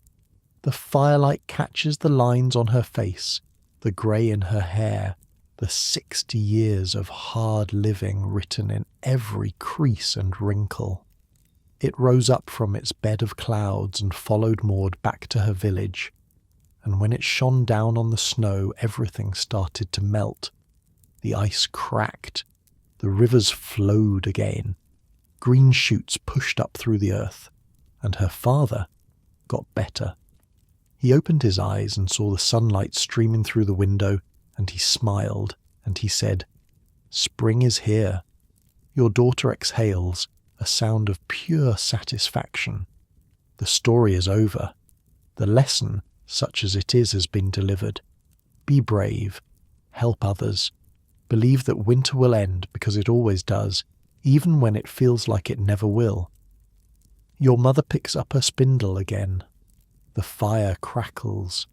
The rushlight burns lower. Outside, the darkness is complete, pressing against your little cottage like the ocean pressing against a boat. Your son has finished his carving. He holds it up too, the firelight turning it this way and that. It's a bird, a small wooden bird with wings outstretched, frozen in the moment before flight. That's beautiful, you tell him. He shrugs, embarrassed by the praise. But you can see the pride in his eyes. He made something real and permanent and his. In a world where so much is taken from you, making something feels like rebellion. For you, he says, and presses the bird into your hand. The wood is smooth from the hours of carving. The wings are delicate, carved thin enough that the firelight almost shines through them. It must have taken him all afternoon. You close your fingers around it and pull him into a hug. "Thank you," you whisper. He squirms away after a moment because he's 7 and hugs are still slightly embarrassing. But he's smiling. You're smiling too. Your daughter has finally lost her battle with sleep. She's slumped against your side, mouth open, breathing slow and steady. You ease her down onto the floor, tucking your cloak around her for warmth. She doesn't stir. She's gone deep, into the kind of sleep that only exhausted children can achieve. The first rushlight is guttering. Your mother lights the second one from the dying flame, transferring the fire from one reed to another. The light never quite goes out. That's the trick. You pass it along, keep it moving, never let the darkness win completely. The evening settles into a comfortable rhythm. Your father tells a story about his grandfather, who once arm wrestled a blacksmith and won. Your mother hums while she spins. Your son examines his carved bird from every angle, already planning his next project. Your husband sleeps, really sleeps, the medicine finally pulling him under. This is what winter evenings look like. Not exciting, not dramatic. Just people sitting together in the warm circle of firelight, filling the hours until sleep comes, talking about nothing, remembering old times, planning for a future that might never arrive. From outside, faintly, you hear singing. It's coming from one of the neighbouring cottages. Martha's, maybe, or the blacksmith's. Someone is singing an old hymn, the kind they teach in church, the kind everyone knows by heart even if they can't read the words. The sound drifts through the walls, thin and distant but unmistakably human. Other people are alive out there. Other people are surviving this same night, fighting this same cold, keeping their own fires burning against the dark. You're not alone. You've never been alone, really. The village is a web, and everyone in it is connected, and when one strand trembles, the others feel it. The singing stops. Silence returns, broken only by the wind and the fire, and your father's soft snoring. He's fallen asleep too, chin on his chest, hands folded in his lap. 43 years old today, ancient by any standard, and still here, still fighting. Your mother catches your eye across the room. She looks tired. Of course she looks tired. She's been awake since before dawn, working constantly, feeding and clothing and caring for a family of 6+ livestock. She'll be up again in a few hours when the fire needs feeding. She'll be up at dawn tomorrow to start the whole cycle over again. But she smiles at you. A small smile. A private smile. The kind that passes between women who understand each other, who have fought the same battles, who know what it costs to keep a family alive through winter. You smile back, and something passes between you in that moment. A recognition, a gratitude, a promise that whatever happens, whoever makes it, and whoever doesn't, you did this together. You fought together. You survived together. The second rushlight burns down to a nub. Your mother lights the third. The light continues. The fire continues. The night continues. Your son yawns, a huge jaw-cracking yawn that seems to start at his toes and work its way up. He's been fighting sleep too, not wanting to miss anything, not wanting to be the first one to give in. Go to bed, you tell him gently. I'll wake you if anything exciting happens. He considers protesting, then thinks better of it. He shuffles over to the sleeping area, collapses onto the straw mattress, and is unconscious within 30 seconds. Just like that. The resilience of children never stops amazing you. Now it's just you and your mother. Your father is asleep. Your husband is asleep. Your children are asleep. The animals are asleep, even Edmund, his snores adding a bass note to the nighttime symphony. You should sleep too, but you don't. Not yet. Instead, you sit by the fire with your mother, watching the flames, holding the little wooden bird your son made, letting the warmth soak into your bones. Tomorrow there will be work. Tomorrow there will be worry.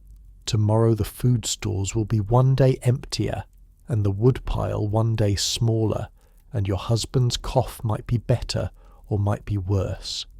But right now, in this moment, everything is quiet. Everything is still. Everything is exactly as it should be. Your mother's spindle turns, the fire crackles, the rushlight flickers, and outside, beyond the walls, the stars are coming out. You can't see them through the oiled linen window, but you know they're there. The same stars that shone on your grandmother and her grandmother before that. The same stars that will shine on your daughter and her daughter after that. Winter is long. Winter is hard. Winter takes everything you have and demands more. But the stars are still there.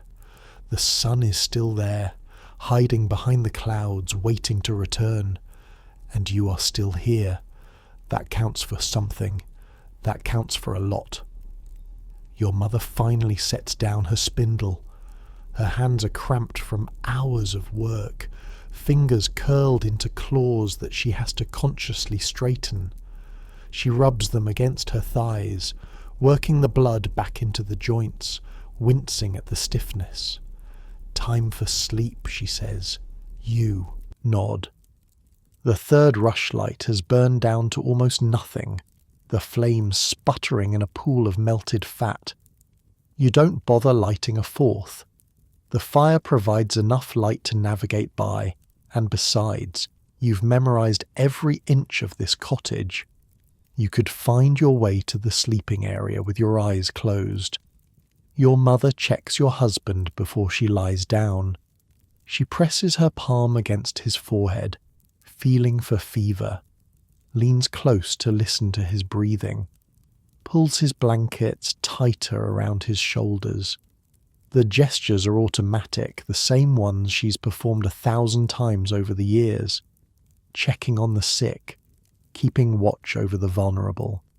"He's sleeping deep," she reports. "That's good." You help her to the sleeping area. She's stiff from sitting so long, and the cold floor doesn't help. Her knees pop as she lowers herself onto the straw mattress next to your father. He shifts in his sleep, making room for her without waking, his body accustomed to her shape after decades of sharing this same bed. The carved bird is still in your hand. You set it carefully on the wooden trunk by the wall, where you'll be able to find it in the morning. Such a small thing. Such a simple gift. But in the darkness of winter, small things matter more than they should. You check on your children. Your daughter is a warm lump under the blankets, her breathing slow and peaceful. Your son has rolled onto his stomach, one arm flung out, face pressed into the straw. They look so young when they sleep, so innocent. You brush the hair from your daughter's forehead and pull the covers up around your son's shoulders. Then you check on Edmund. He's fine, of course. Edmund is always fine. He opens one eye as you approach, grunts a greeting, then closes it again. The sheep are huddled together in their corner, wool pressed against wool. The chickens are silent on their roost. Everything is as it should be. The fire needs one more log before you can sleep. You select it carefully, choosing one that is dry enough to catch quickly, but green enough to burn slow. You position it just right, nudging the embers aside to make room, then settling the log into the hottest part of the fire pit. The bark catches almost immediately, flames licking along the edges. That should last until the waking hour. You've never questioned this, the way sleep works in winter. You go to bed when the darkness comes. You sleep for a few hours. Then you wake, sometime in the middle of the night, and you tend the fire and check on the children and maybe lie awake for a while, thinking or praying or just existing in the quiet dark. Then you sleep again until dawn. Your grandmother called it the first sleep and the second sleep, 2 halves of the night with a wakeful hour in between. Everyone does it. your neighbours, your parents, everyone you've ever known. The idea of sleeping straight through from dusk to dawn is foreign, almost unimaginable. How would the fire survive? How would the cold be kept at bay? You settle onto the mattress beside your husband. He's warm, warmer than he should be, and for a moment your heart clenches with fear. Fever. The word rises unbidden in your mind. But when you touch his forehead, it's not burning, just pleasantly heated from the blankets and the nearby fire. You exhale slowly. Not fever, just sleep. The straw crunches as you adjust your position, finding the comfortable spots, avoiding the lumps where the hay has compacted into hard knots. Your daughter mumbles something and rolls toward you, seeking warmth even in her sleep. You gather her against your side and pull the blankets up to your chin. Cold air finds every gap. It creeps under the blankets where they don't quite meet. It seeps up from the floor beneath the mattress. It presses against your back where the straw has thinned. You curl tighter, pulling your knees toward your chest, trapping as much body heat as possible. This is how you fall asleep. Not gradually, not peacefully. More like falling off a cliff, one moment awake and the next moment gone, plunging into a darkness deeper than anything outside the cottage walls. Your body gives up on shivering. Your mind gives up on worrying. Everything just stops. The waking comes a few hours later. You don't know what pulls you out of sleep. Some internal clock maybe. Some ancient instinct that knows the fire is dying and the cold is creeping closer. One moment you're dreaming about summer, about warm sun and green fields. The next moment you're awake, blinking in the darkness, your breath fogging in the air. The fire has burned down to embers. You can barely see them, just a faint orange glow in the pit, pulsing like a dying heartbeat. The temperature in the cottage has dropped noticeably.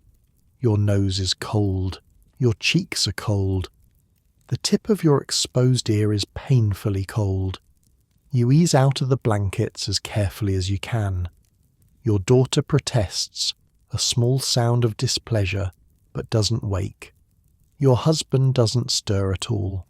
You pad across the floor on bare feet, the packed earth biting at your soles, until you reach the fire pit. The wood is where you left it. You grab 2 logs from the pile, not bothering to select carefully this time. Speed matters more than strategy. You drop them onto the embers and crouch beside the pit, blowing gently, coaxing flame from ash. The first spark catches, then another, then a tentative tongue of flame, licking at the bark, finding the dry spots, growing stronger. You blow again, feeding the fire your breath, and the flames respond, climbing higher, spreading along the length of the logs. Light returns to the cottage. Not much, but enough. You can see the shapes of your sleeping family. You can see the animals in their corner. You can see your own hands outstretched toward the growing warmth. While you're up, you check on everyone. Your children haven't moved. Your parents are tangled together, your mother's, head on your father's chest, his arm around her shoulders. They've been sleeping like that for 30 years. Some things don't change. Your husband is breathing easier. You stand over him for a long moment, listening. The rattling quality is still there, that wet undertone that makes your stomach clench. But it's no worse than before, maybe even a little better. Maybe Alice's medicine is working. Maybe his body is fighting back. You give him another dose just in case. The clay bottle is by his head. You pour a careful measure into his cup, add some water from the bucket to dilute it, and lift his head to help him drink. He swallows without fully waking, a reflex action, then settles back into sleep. Good, good. You're not ready to go back to bed yet. This is the wakeful hour, the time between the two sleeps, and your body knows it. Your mind is quiet but alert. Your muscles are relaxed but ready. It's a strange state, neither fully awake nor fully asleep, like floating in warm water. You sit by the fire and let your thoughts drift. Emma, the blacksmith's daughter, is probably sleeping peacefully in her own cottage right now, warm and safe, alive because you happen to be walking to the well at the right moment. You wonder if she's dreaming about the pond, about the cold water, about the moment when the ice gave way beneath her feet. Probably not. Children forget trauma faster than adults. The wolves Alice mentioned are out there somewhere, prowling the frozen forests searching for food. They're hungry too. Everything is hungry in winter. The deer they usually hunt have retreated to wherever deer go when the snow piles high. The rabbits are hidden in their burrows, so the wolves push closer to the villages, drawn by the smell of livestock, by the promise of easy prey. Your sheep are safe inside. Edmund is safe inside. But not everyone keeps their animals indoors. You think about the spring. It feels impossibly far away, a fantasy rather than a destination. But it will come. It always comes. The snow will melt. The ground will thaw.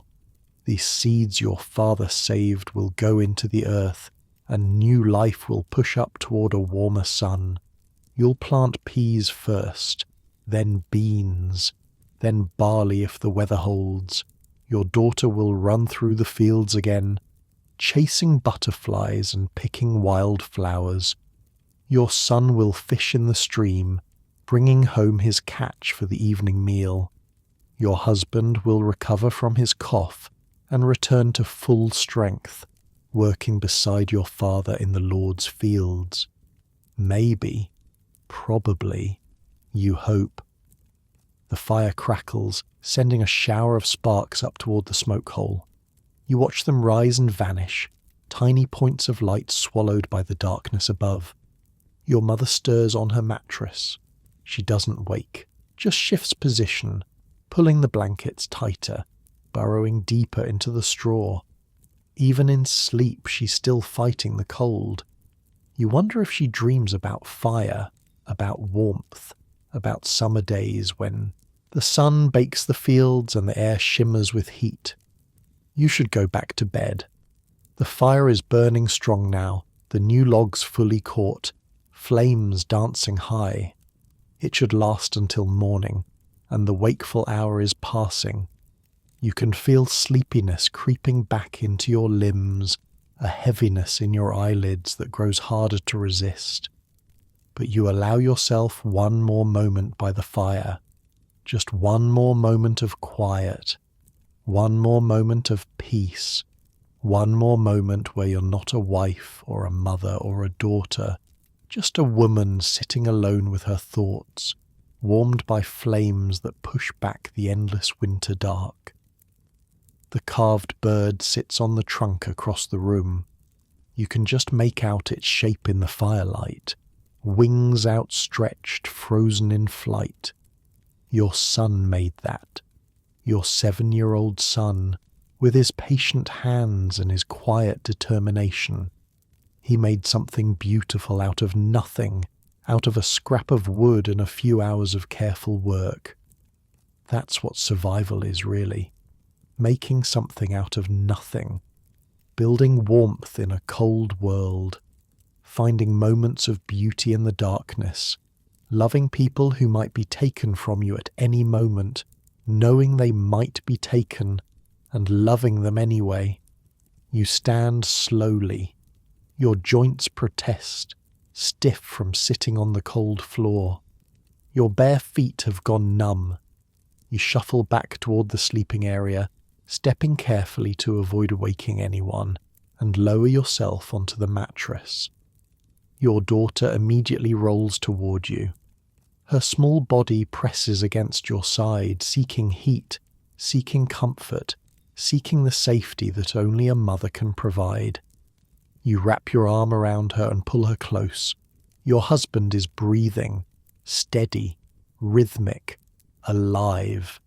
The fire crackles, the wind whispers, and somewhere outside, impossibly far above the clouds, stars are wheeling through the sky in patterns that have repeated since the beginning of time. You close your eyes. Sleep comes easier this time, softer, like slipping into warm water. The second sleep is always gentler than the first. Your body knows the hardest part of the night is over. The fire is fed, the cold is held at bay. Everything that can be done has been done. Your daughter sighs in her sleep. Your husband murmurs something unintelligible, and you let go. Let go of the worry. Let go of the fear. Let go of all the things you can't control, all the dangers you can't prevent, all the uncertainties that crowd around the edges of your life like wolves around a flock. Just for now. Just for this moment. Just until the dawn comes and the whole cycle begins again. You sleep. The fire burns. The night continues. And somewhere in the depths of winter, in a tiny cottage in a forgotten village, a family breathes together in the darkness, alive and warm and safe. For now. That's enough. That's everything. The second sleep is different from the first. Deeper. Warmer, more complete. Your body has done its work for the night, rising to tend the fire, checking on the ones you love. Now it can truly rest. Now it can let go completely. You dream, but the dreams are gentle. Fields in summer, green and gold stretching to the horizon. Your children running through tall grass, their laughter carrying on a warm breeze. Your husband walking beside you, healthy and strong, his hand finding yours, the sun on your face, the smell of growing things, the feeling that everything is exactly as it should be. It's not a complicated dream, not a story with a beginning and middle and end, just a feeling, a sensation, a memory of warmth that your sleeping mind wraps around itself like a blanket. The cottage creaks in the wind. Somewhere in your sleep you hear it. The familiar groan of wood settling, beams adjusting to the cold. It's been making that sound your whole life. Your grandmother heard it. Your mother heard it. Now you hear it. And someday your children will hear it too. There's comfort in that. In the continuity of small things. Your daughter shifts against you. Her breathing changes, slows, deepens into something beyond ordinary sleep. Children sleep so completely. Their bodies don't carry the same weight that adult bodies do. They haven't learned yet to hold on to worry even in their dreams. You pull her closer without waking. The fire has settled into a steady burn, not the dancing flames of earlier, but a solid glow. Embers pulsing with stored heat. It doesn't need tending. It knows its job. It will last until morning. Hours pass. You're not aware of them passing. That's the gift of the second sleep. Time becomes meaningless. The night could be endless or over in a heartbeat. Your body doesn't care. Your mind doesn't track the movement of stars you can't see anyway. You just rest. Really rest. The kind of rest that reaches down into your bones, into the tired muscles of your back and shoulders, into the ache that lives permanently in your hands from years of work. Everything softens, everything releases, everything lets go. Edmund snores in his corner. It's a ridiculous sound. Wet and rumbling, like rocks tumbling in a barrel. If you were awake, you might laugh. But you're not awake, not really. And the sound just becomes part of the texture of the night. Another familiar thing, another small comfort. The sheep breathe together, in and out, a rhythm older than memory. Animals has been sleeping in human dwellings since the beginning of time, keeping each other warm, keeping each other alive. There's something ancient about it, something right. Your mother murmurs in her sleep. A word, maybe a name. You can't quite make it out, and you're too deep in your own rest to try. She's probably dreaming too. Everyone dreams in the deep hours. Your father, your son. Even your husband, sick as he is probably wandering through some landscape only he can see. A whole family dreaming together in the dark. The wind dies down sometime before dawn. You don't notice it, consciously. But something in your sleeping body registers the change. The absence of that constant pressure against the walls, the silence where there used to be sound. The cottage seems to settle more firmly onto its foundation, hunkering down for the final hours of night. The cold is still there, of course. It never leaves in winter. It just waits, presses against the walls, seeps through the gaps, reminds you that warmth is something you have to fight for, something you have to earn and maintain and protect. But for now, you're winning. The fire burns, the bodies are huddled close, the animals add their heat to the mix, and somewhere in that crowded, smoky, hay-strewn cottage, the temperature stays just barely above the point where flesh starts to freeze. That's victory. That's survival. That's another night held at bay. The first light comes slowly. Not through the window, not at first. The oiled linen is too thick for that. But somewhere in the quality of the darkness, something shifts. The absolute black of midnight gives way to something slightly softer. A grey that's almost invisible. A hint that the world outside still exists. The rooster knows before anyone else. He's been waiting for this moment. Roosters always know. Some internal compass that tracks the turning of the earth, the slow march of the sun toward the horizon. He ruffles his feathers, adjusts his position on the roost, prepares, and then he crows. It's not a gentle sound. Roosters don't do gentle. It cuts through the cottage like a knife, sharp and insistent and absolutely certain that everyone needs to be awake right now. You don't wake. Not yet. Your body has learned to ignore the first crow. It's too early. The sun isn't up yet. There's no reason to leave the warmth of the blankets, so you let the sound wash over you.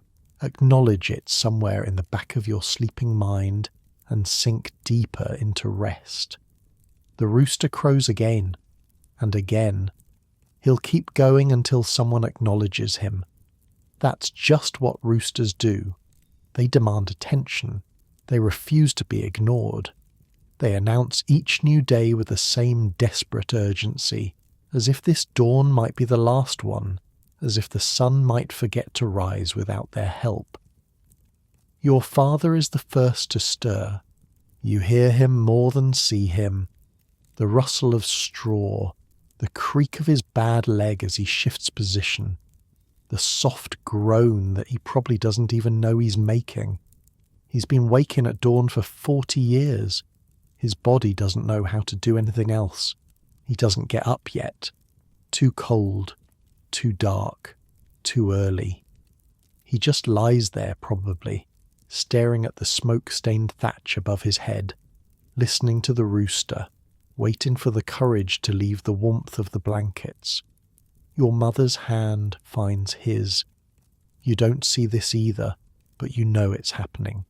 After 30 years, you know. They've woken together 10,000 times. Their morning ritual is as fixed as the sunrise itself, her hand in his. A squeeze. A silent acknowledgement that they've made it through another night. The light grows stronger, still grey, still dim, but unmistakably lighter than before. The shapes in the cottage start to separate from the darkness. The trunk by the wall, the pile of firewood, the hulking shadow of Edmund in his corner. Your husband coughs. It's the first sound he's made all night. A wet, rattling cough that brings him partway out of sleep. He turns his head, spits something into the rushes and settles back down. The medicine is working, or his body is fighting. Either way, he's still here, still breathing, still warm beside you. Your daughter stretches. A full body stretch, arms above her head, legs straightening, back arching. She makes a sound that's half yawn, half protest. She doesn't want to wake up. Nobody wants to wake up on a winter morning, but her body is young and resilient, and it doesn't need as much sleep as she'd like. She opens her eyes. You feel her eyelashes flutter against your arm. Feel her body tense as she registers the cold air on her face. Feel her burrow deeper into your side, trying to postpone the inevitable. "Mama," she whispers, "it's cold." "I know, baby. I know. You're awake now too. Not fully. Not completely. But enough to register the weight of your daughter against your side, the sound of your father slowly sitting up, the smell of last night's fire settling into cold ash. Another day. Another morning in the depths of winter. Another round of fighting the cold, feeding the fire, stretching the food, hoping the weather breaks before the supplies run out. But you don't move yet. You allow yourself this moment, this last moment of rest before the work begins again. Your daughter warm against you, your husband breathing beside you, your son still sleeping on your other side, mouth open, one arm flung across his face. Your family, alive, together. Outside, the world is waking up. You can hear it, even through the walls. The sound of doors opening in distant cottages, the creak of well buckets being lowered, the low murmur of voices as your neighbours emerge into the cold grey morning. Martha will be up, breaking ice from her water bucket, starting her fire, beginning the endless work of survival all over again. Old William will be checking on his sheep, the ones he keeps in the shed behind his cottage, counting them, making sure the wolves didn't get through in the night. Father Aldrich will be shuffling toward the church, preparing for morning prayers that only a handful of people will attend. His breath fogging in the cold air, his old bones aching with every step. The village is alive, despite everything, despite the cold and the hunger and the sickness and the wolves, despite the fact that half of them didn't exist 20 years ago, and half of them won't exist 20 years from now, despite the constant grinding pressure of survival. The village is alive, and so are you. Your father stands. You hear the pop of his knees, the shuffle of his feet on the cold floor. He moves toward the fire pit where the embers are still glowing and begins the first task of every winter morning, bringing the fire back to life. The rhythm begins again, the same rhythm that's carried your family through every winter you can remember. Fire first, then water, then food, then whatever work the day demands. One thing after another, each task leading to the next, until the darkness falls again, and you tumble back into the blankets and start counting the hours until dawn. It's not much of a life, some might say. It's hard and it's cold and it's short. Most of your children will die before they grow up. Most of your friends will be gone within a decade. Most of everything you love can be taken by a bad harvest, a harsh winter, a fever that burns through the village like fire through dry grass. But it's yours, this cottage, this family, this small patch of earth in a forgotten corner of England. It belongs to you in ways that the Lord's manor and the king's castle never can. You know every stone in the walls, every crack in the floor, every way the light falls through the window on a summer afternoon. And right now, in this moment, that's enough. Your daughter sits up. Her hair is wild, sticking up in all directions. Her face is creased from the straw. She looks at you with sleepy eyes, not quite ready to face the day, but knowing she has to anyway. "Is Papa better?" she asks. You look at your husband. He's still sleeping, but his breathing is easier than yesterday. The medicine is working. The worst might be behind you. "I think so," you tell her. "I think he's going to be okay." She nods, satisfied. Children accept good news so easily. They don't question it, don't look for reasons to doubt. They just believe and move on. Your son rolls over, his eyes open, find yours, and he smiles. That rare, precious smile that he saves for special occasions. He doesn't say anything. He doesn't need to. The carved bird on the trunk says everything that needs to be said. The fire catches. Your father has coaxed it back to life, flame licking at fresh wood, warmth beginning to push back the morning cold. He moves to the water bucket, checks the ice, decides it can wait until later. Your mother is sitting up now, stretching, rubbing the sleep from her eyes. Another day, she says to no one in particular. Another day your father agrees, and you think, yes, another day, another chance, another 24 hours of fighting and working and hoping and surviving. The sun is coming. You can't see it yet, but you can feel it. The quality of the light is changing. The grey is warming. Somewhere beyond the clouds, beyond the endless winter sky, the sun is climbing toward the horizon. Spring is still months away, but it's coming. It's always coming. No winter lasts forever, no matter how harsh, no matter how long, no matter how many lives it claims. You'll make it. Not because you're special, not because you're stronger or smarter or luckier than anyone else, but because this is what your family has always done. Survived, endured, held on until the warmth returned. Your grandmother did it. Your mother is doing it. Someday, your daughter will do it too. And somewhere in that chain of survival, stretching back through generations and forward into futures you'll never see, there's meaning, there's purpose, there's hope.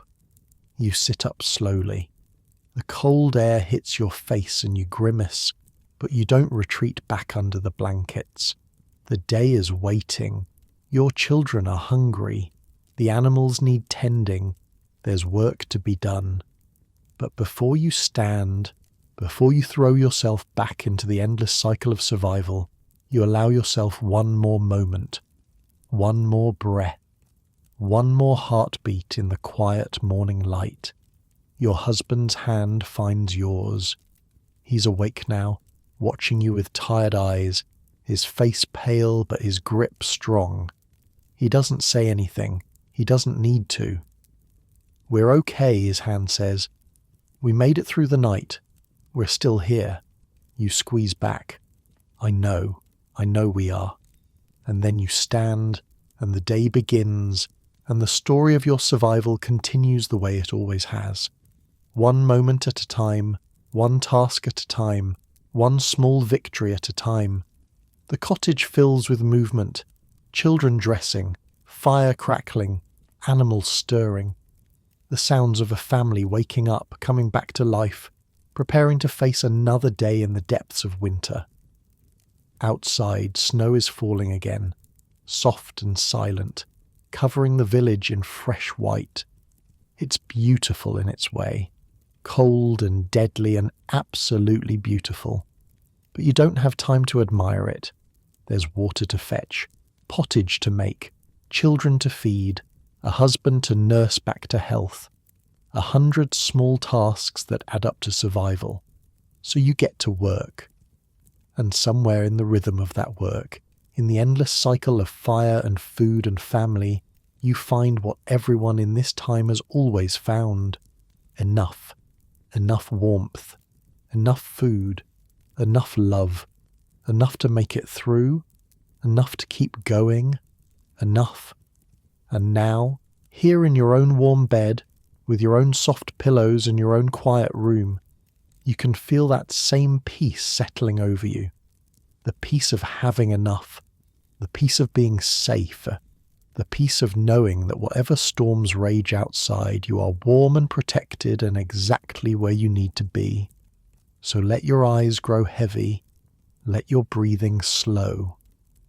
Let the story of Agnes and her family fade into the quiet darkness behind your eyes, carrying you gently toward your own deep, restful sleep. They survived their winter. You'll wake to your tomorrow, and everything for now is exactly as it should be. Good night.